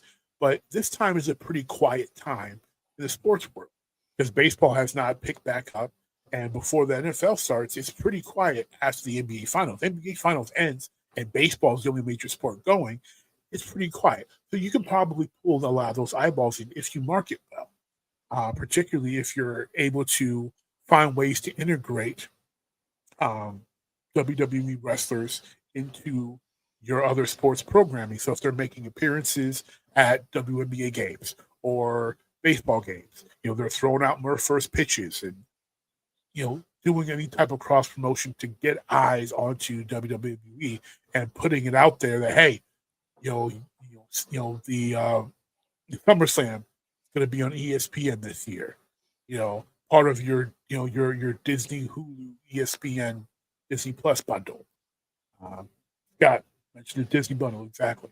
To my knowledge, Scott, you will be able to, because they're going to be adding more content to ESPN Plus. Don't quote me on that yet. I have to do some reading on it. But from my understanding, yes, you will be able to see PLEs with the Disney Plus bundle. Curious to see how WrestlePalooza is going to look like on ESPN. I agree as well, Jeffrey. Jeffrey makes a great point. ESPN, how they broadcast things, and how WWE broadcast things, two different things. There is no hard cam in the NBA or the NFL and stuff. Are they going to stay with the wrestling format? Is there going to be arguments on how this is going to be broadcast? Because to me, and Vince came up with a great formula for how they show WWE style pro wrestling. That hard cam is important. I wouldn't want them to deviate from that personally. There may be some butting heads there. So you've got to cross promote it. You've got to get these wrestlers, and also that means you're going to have more athletes showing up at Raw and SmackDown in various sports cities to help cross promote that PLEs are going to be on ESPN. You can't just save that for the big pay-per-views and big PLEs anymore. You're going to have to start doing that more often. You're going to have to start getting. Obviously, you don't have to get in the ring, but have them be in the back. Where when someone's cutting a promo and they're hanging with them, and they talk a little chunk here and there too between whatever heel and baby face are going at it. You're going to have to do some work, because McAfee probably will be over that. But McAfee has a particular audience. You need more than McAfee. You're going to need Stephen A. Smith, who's a huge wrestling fan, who cuts a fantastic promo. If he retires from First Take, Stephen A. Smith needs to be a freaking manager. That man can cut a promo like nobody else, man. Yes. Every year when he cuts those promos on the Cowboy fans, he cuts a great promo, man. Like, if MVP wants to retire or just have, and obviously AEW's involved, but if MVP, the Hurt Business needs to have Stephen A. Smith just come out and cut a promo on behalf of the Hurt Business, because he would fit right in. Stephen A. Smith can cut a promo. But you would need a guy like that is involved in wrestling, who's passionate about wrestling, advocating for it. You're going to have wrestlers appear on whenever ESPN decides to start doing inside the NBA. You're going to need Shaq involved, Charles Barkley, guys who are large in life, guys who have been involved in wrestling, who've got big personalities. Because the bigger you make it, the more eyeballs you're going to be able to get to draw into the PLEs, and hopefully you can build enough for that they can stay and actually get engrossed in the PLE and tell really great stories.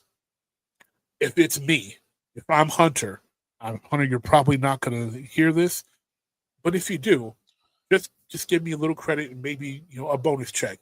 But but what I would do is not only have them on the show, but I would have segments that are building into the story, that are, especially early on, that build into the PLEs.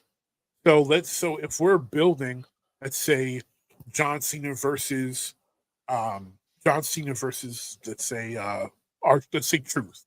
He and Truth start going at it. Our Truth shows up.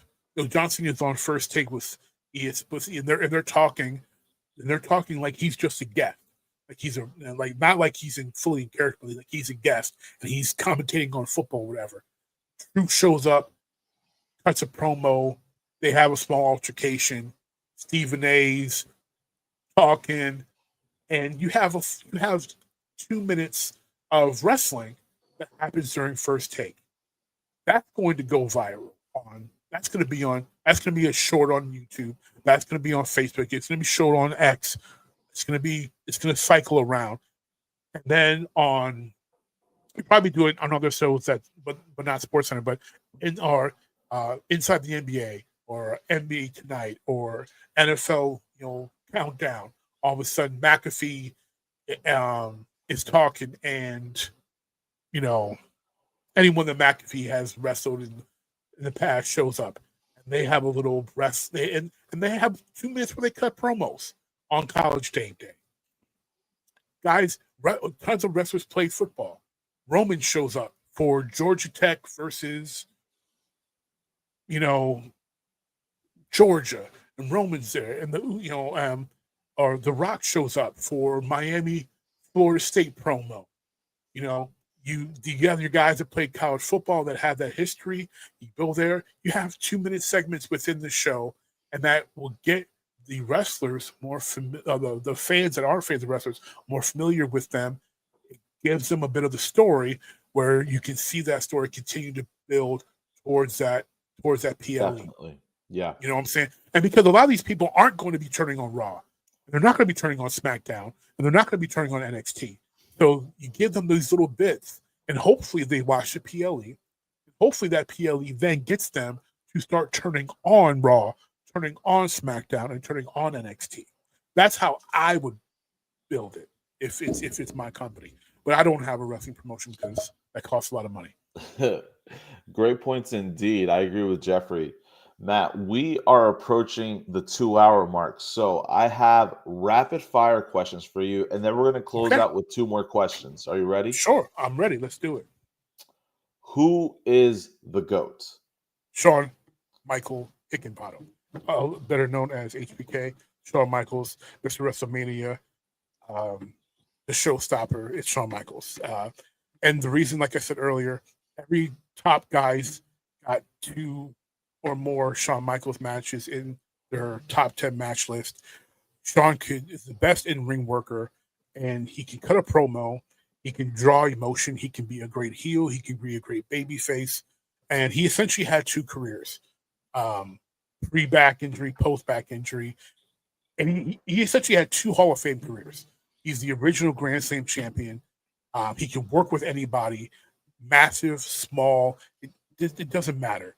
And it's a shame that we were robbed of Rock HBK and Eddie Guerrero HBK.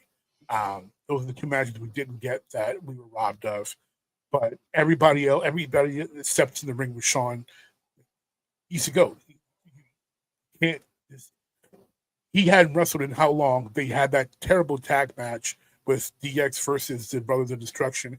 He hadn't wrestled in forever. Everybody else was part-time, and he was still the best person in the match. And he hadn't wrestled in years. We're going to have to make a note to send to WWE that it's not John Cena, it's HBK. I mean, I'm not a Cena fan, but no disrespect to Cena, not John Cena. Fair. I respect John. I have put John in the.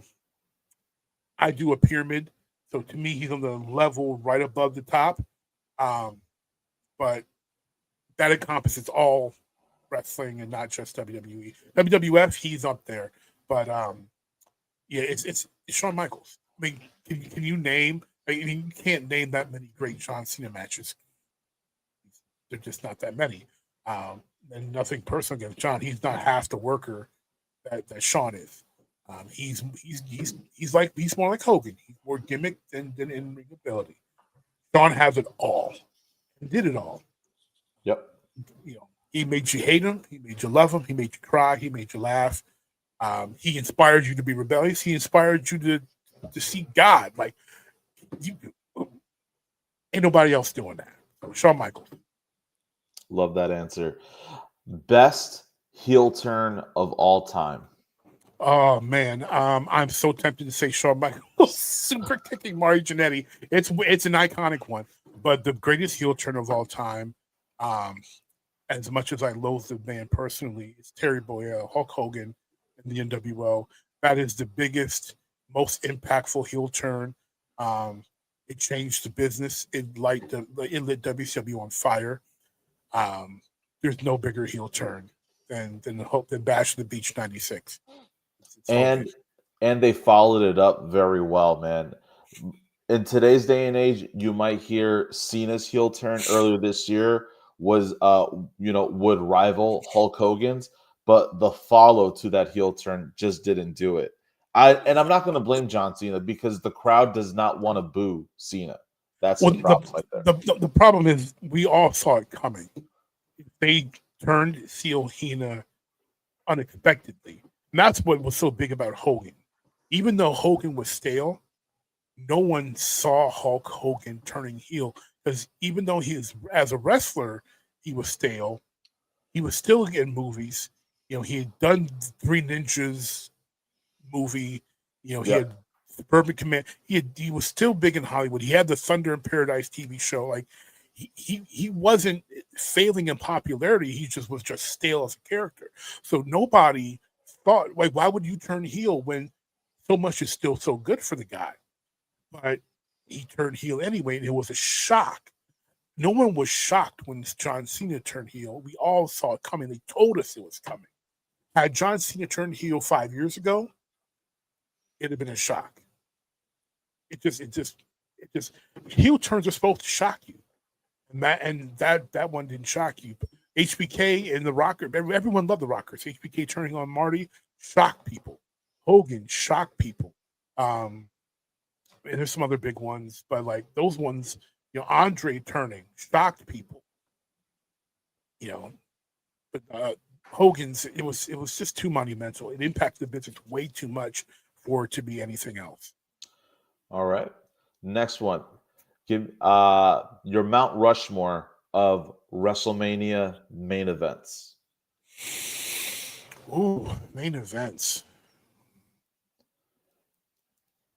Michael's Heart, Iron Man match. I hate the outcome so much, but WrestleMania 17, Hogan Austin. Austin turned. I'm sorry, 18. Yes, I meant 18. That's another top 5 heel turn. Hogan Austin or I said Hogan. I meant Rock Austin. I said Hogan. I meant Rock. Rock Austin WrestleMania 17. Yep. Okay. Yes, I was right. 17. Yeah, that's right. 17 Rock Austin. Yeah. I hate Austin. But that was a massive heel turn. Massive. That's 2. That's 2. So 2 more.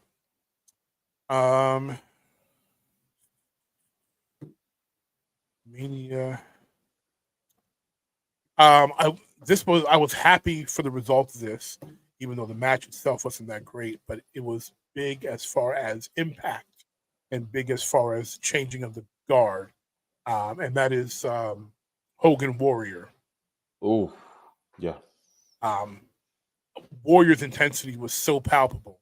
And I loved it. Like the guy couldn't wrestle to save his life, but my God, his intensity as a kid, you just picked up on it. So that was a big one. And one more, WrestleMania. Main event. It's funny. I don't remember if Taker and Michaels was main event. I don't think it was. I don't think either of their Mania matches were the main event. I believe their second one was. Okay, then I would say that the second one, the last one, were Shawn's retirement match. Okay. That match is a top. That's a Mount Rushmore WWE match. Period. That's one of the best matches ever worked. It's a masterpiece. Yes, it's a masterpiece, man. Just work of art.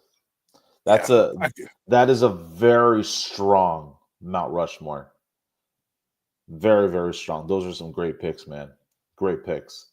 All right. Last 2 questions, man. All right. Okay. You've been watching pro wrestling now, fair to say 30 plus years? Yes. So in those 30 plus years, I don't know if you've had any gaps in your pro wrestling fandom or not, but you have. Okay, and that's fine. But well, I mean, I was young family, broke, couldn't afford cable. All right. couldn't watch. All in all, still 30 plus years. What in that time, that entire time now, what keeps your pro wrestling fandom going? Story.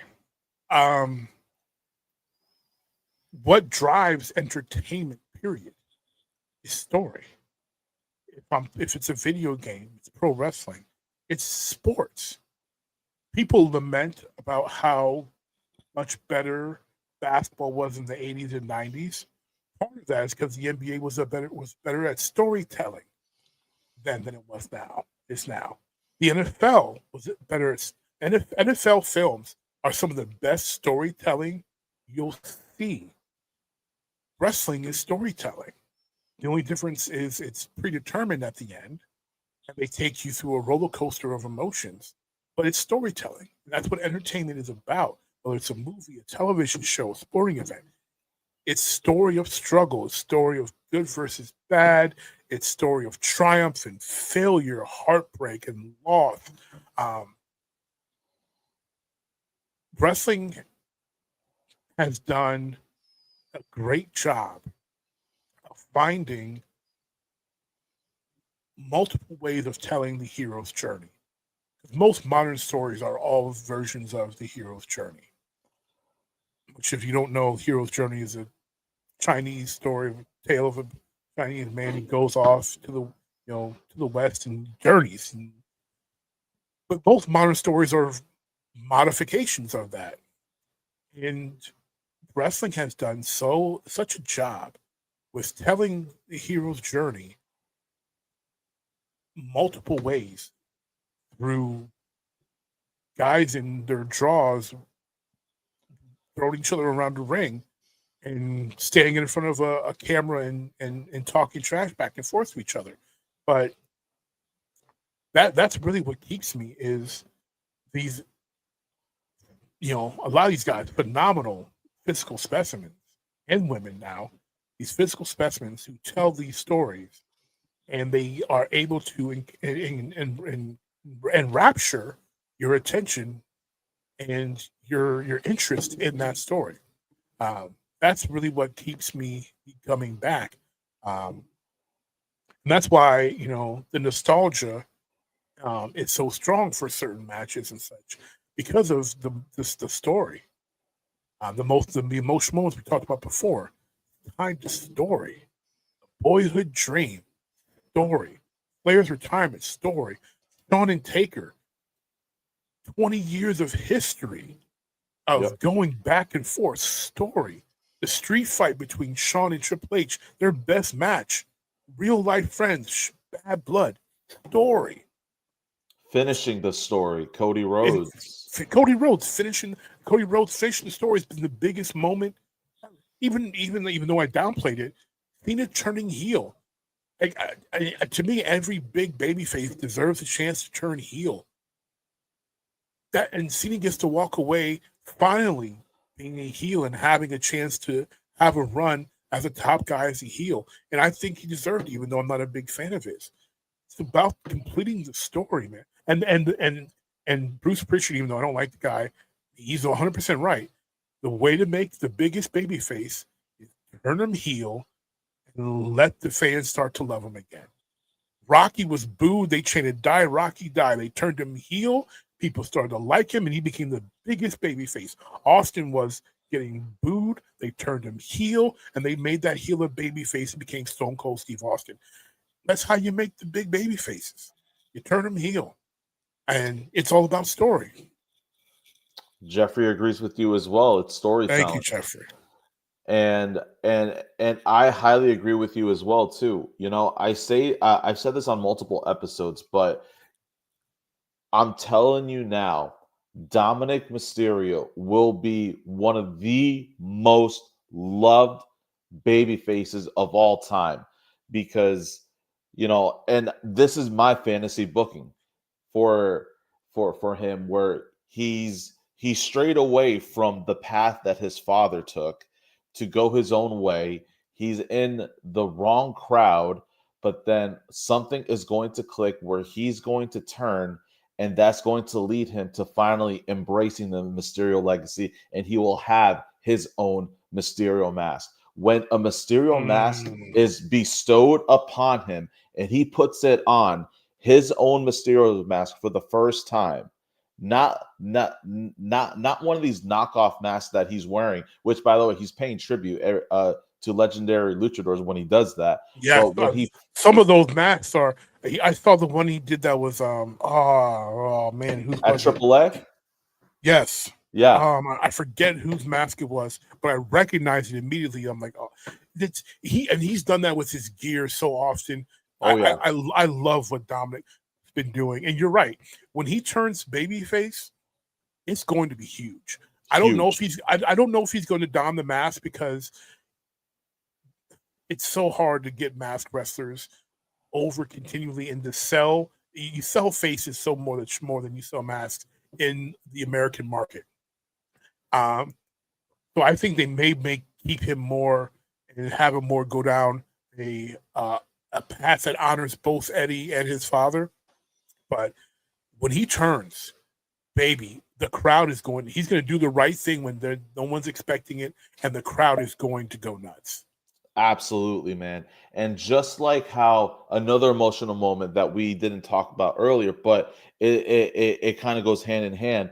The moment that Cody Rhodes and Dustin Runnels embraced each other at All In. I don't need attack partner. I need my older brother. And they hugged after that bloody one-on-one match that they had. When Dominic turns face, he turned and say his father, Rey Mysterio, is the one that bestows the mask to him. And then they finally come back together and they hug it out. That moment right there just gives me chills just thinking about it. When everything just comes back full circle, and Dominic is the next one to carry that Mysterio legacy. He's going to be a huge babyface when that happens, and I can't wait to see it. I'm all here for it. Me too. I 100% agree. Jeffrey chimed in with a question here that I'm going to post up here for you. What female and male would you manage if you had a chance to be a manager? That's an excellent question, Jeffrey. Okay, so I am and he also wait till he wins that AAA championship this weekend. Big pop. That would be a great time to do it too. Yeah. To be perfectly honest. Okay, so if I was a manager, I have one male and one female I'm managing. Who would it be? Okay, so I was a big fan of. Okay, this is going to sound funny because of how much I talked about how much I hate Austin, but one of the few moments where I was digging Austin's work was during the 2-man power trip era before Triple H blew the quad. I was enjoying the Triple H and Austin 2-man power trip. So I would manage a 2-person power trip of Bobby Lashley and Bianca Belair. Jesus Christ, those are some great picks right there. Oh my goodness. Those are some great picks to manage. Those two would be unstoppable. They would be. I would have them run roughshod through the company. I would have them just break rules, show up on any show. Doesn't matter. They're not supposed to be on the show. Doesn't matter. What are you going to do? Who's going to stop them? Nobody. Great picks. Jeffrey says, "Holy cow!" Yeah, and I would manage the heck out of them. Especially running the, if they would be a short version of the Hurt Business. It'll be we hurt people and we do it the EST. Like it would be, that black and gold everywhere. And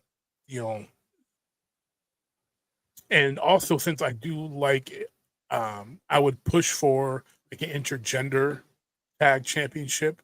They would each have singles titles, but they would want to work together. So have an intergender tag championship that they would debut and Probably just kind of do the Taz FTW thing and just create intergender tag belts and dare people to try to take them off of them.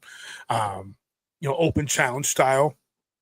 Yeah, I would have a ton of fun managing them and working creative for a Bobby Lashley, Bianca Belair mini stable. Hell Two-person power yes. trip. I would be there for that. And I don't know if this is breaking news, but Jeffrey is also saying Ray's daughter is training with Natalia, Aaliyah Mysterio. Well, if anyone's going to train, then Natty's the one to train. Now, I'm going to end with this. So it's an extra topic, but since he mentioned Natty Neidhart she's not my favorite. She's not my I think the GOAT is Manami Toyota, and my favorite's Molly Holly. But if I'm putting best women wrestlers, if I'm doing a Mount Rushmore I'm putting Natty Neidhart in there. She's had such a long career. You can trust her. She can perform with anybody. And I love that they're actually letting her do something, even though it's, out here in the indies. But this current Natty, I don't understand why they hadn't put that on WWE TV. And I thought and this Natty should have been what they put on that Raw Underground when they were doing that. Years ago, yeah. That's what they should have put on there. For people they were struggling to get over, people that we know are grapplers who can flat out go, like Nick Nemeth, like Bobby Lashley, like Shelton Benjamin. When they were struggling to get them over and they threw them on Underground, they should have focused on the brutality, the ground game, and Natty is perfect for that. And why I don't understand. I don't understand some of the decisions they make, but what Natty's doing right now is fantastic work. She deserves another title run before she hangs it up in WWE. She more than deserves it. She is a top women's wrestler of all time by far. She's holding the Hart family name up in the highest regard. I think Jeffrey has a name for your Bobby Lashley and Bianca Belair, the almightiest. I love it. I dig that. And then he agrees. The aggressive Natty needs to be on TV, and she's being very protective of that. And I'm glad that she is, so that they don't just they don't take it and screw it up. Yeah, they don't screw it up. Absolutely. Yeah. All right, Matt. We've reached the end where I have one final question for you, and It's been such a pleasure to have you on here, man. And I can't wait to hear your answer for this. But I ask this question at the end of every show because every time it's a different answer, and I love hearing everybody's perspective on it. Okay. So again, you've been watching for 30 plus years. Mm-hmm. What have you learned from pro wrestling in your time watching it that you carry on with you today, and that you want to pass along to future fans of pro wrestling? Good question. This is going to be definitely it's definitely not probably what you're going to expect. One thing that I learned from pro wrestling that my co-host of our show, Breaking Ring Rust,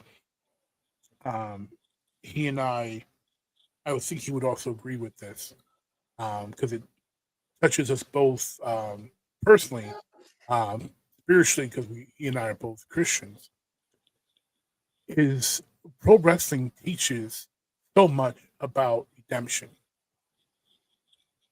Turning heel, going down the dark path, the down path, and then fans embracing you when you decide to turn babyface into the right thing is a model of redemption, acceptance. You see it happen often where a known heel turns babyface, yet in the story, a lot of the other wrestlers don't trust him. They don't know if they can trust you yet. Prove yourself in the ring. I'll see you in this tag match. I don't know if I can trust you. You're all. I don't know if I can trust you, Orton. You're always backstabbing people. You're a snake. And I don't know if I can trust you. And then they have the match and they tease and And you think, oh, here he's gonna set him up, he's gonna stab him in the back. What he does, and then he does the right thing, and the crowd goes nuts and they're celebrating. And then and one thing that, and the parallel to Christianity that I'm making is that biblically, when you accept Jesus and your sins are forgiven, God views it as you've never sinned before. And that's how fans treat you when you've completed a full babyface turn. It's like you were never a heel. They love you. They're chanting your name. They're buying your T-shirts. They love you. It's like you were never a bad guy. And it's, for people that don't believe, that wonder if they can be redeemed from the mistakes that they make in life, pro wrestling is a great, display of how acceptance and redemption is there for everybody. Nice, man. I really appreciate that answer. I think we see that so much. Like you said, when you have a heel that turns face, I couldn't have said it better myself, man. Love that answer. With that, we're gonna wrap it up here. This has probably become our longest episode yet of Hot Takes and Headlocks, and I apologize. I apologize. I do that. I'm known. Triff, when I first started our show, we intended to have like hour episodes, and our first like 3 episodes were 4 hours long because we're known to go down rabbit holes. So I apologize. I have a tendency to ramble. No, man, it's all good. I remember I told you, we're gonna try to make this an hour, but that rabbit hole is very easy to go down on, man. And I'm all here for it. I love hearing different perspectives. I love hearing just a different side to something. Like the point of this show is to unify fans with different perspectives about wrestling, because there's so many different ways to look at it, and and this just unifies us. And I learn more. I learn more because as long as I've watched pro wrestling, there are eras in pro wrestling that I haven't even dipped my toe into yet, because there's just so much to explore. So I appreciate it, man. I really do. And Jeffrey does as well, man. We need Matt again. I appreciate the love, Jeffrey. Most appreciated. Before we close this out, Matt, I want to give you an opportunity to be able to just, share where people can find you, your shows, your network, please. So plug this is your chance, man. Plug anything you'd like to plug. So my network, it's called, the group, it's called Geek Nation. JEEK Nation. If you're wondering what a geek is, it's took the term jock, because I was a jock. I was also a big geek. So I took the words and smashed them together and coined the term geek. It's a jock who's also a big geek. So our primary show is called the Original Geek Podcast. We talk about sports and we talk about geek stuff. So we're talking about the NBA and anime and gaming and film, MCU, comic books, all that type of stuff. Our second show is the pro wrestling show called Breaking Ring Rust. I have to apologize to our listeners on that. It's been a while. It's been like a year since we were able to do an episode, just because of life. My co-host has had some medical issues, and life unfortunately has blocked us from recording a lot of episodes. But our most recent episodes are awesome. I encourage people to listen to them. One is with Chris Dreesbach of Three Legacies Wrestling, and the co-founder of Three Legacies Wrestling, Jesus Rodriguez, who most people know as Ricardo Rodriguez from WWE, the Valley manager of Alberto Del Rio. They were both guests on our show last year and had a fantastic time talking about the promotion, their lives in recovery. They're both recovering from substance abuse, and then the Three Legacies promotion. And then our third show is called Finalysis, which is the word fan and analysis together. Finalysis 101. That's a sports focused show where we talk more in depth around and analyzing the nuance of sports. You can find them all on, Apple, Spotify, Good Pods. Those are the three we prefer for engagement.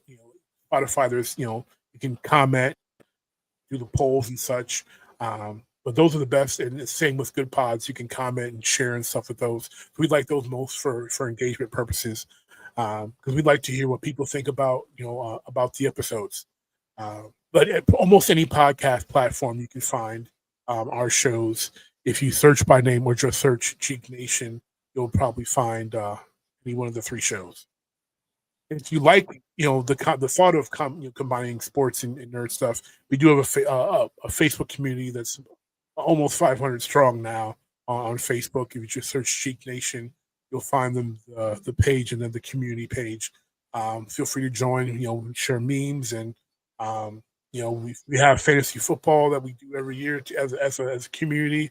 And when we have the money from podcast revenue, the winner gets a ring and such. So help us grow. If you dig what we do, and if you don't dig it, cool. We know we're a niche because not everybody likes sports and geek stuff. We're a bit of a niche. We're never going to be 8 million strong, but we're looking for for more of our tribe. Awesome. Guys, check out Geek Nation. All right. Jeffrey just chimed in saying he just subscribed to Geek Nation. Appreciate it, Jeffrey. Thank you so much. We appreciate that support. And as always, like and subscribe to the Hot Takes and Headlocks YouTube page. More the more support, the more eyes we have on this show, the more guests we can get on here. And Matt, you exceeded my expectations for what today's episode was going to be like. So it was such a pleasure to have you on this show, and I would definitely love to do another one with you. Let's keep in contact, please. Absolutely. Such great conversation, and at the same time, we just scratched the surface between all the stuff that we didn't get to talk about. Right, because that's one thing about wrestling. There's so much that you can cover. Yeah, and if in your network of podcasters, if you know anyone that would be a great fit to be on this show, I'm already thinking of names to send you. Thank you, man. Thank you. I really appreciate it. And if you guys, anybody watching out there on YouTube, Facebook, if you are interested in being on a future episode of Hot Takes and Headlocks, my email is right under my Twitter handle, hottakesandheadlocks@gmail.com. You guys tune in next week, same time, Thursday nights, 9 p.m. Subscribe to Geek Nation. You'll be able to see more of Matt, a.k.a. Magic. We'll see you next week, guys. Thank you very much. Matt, pleasure to see you, man. Thank you. My pleasure. Peace, everyone. Thank you.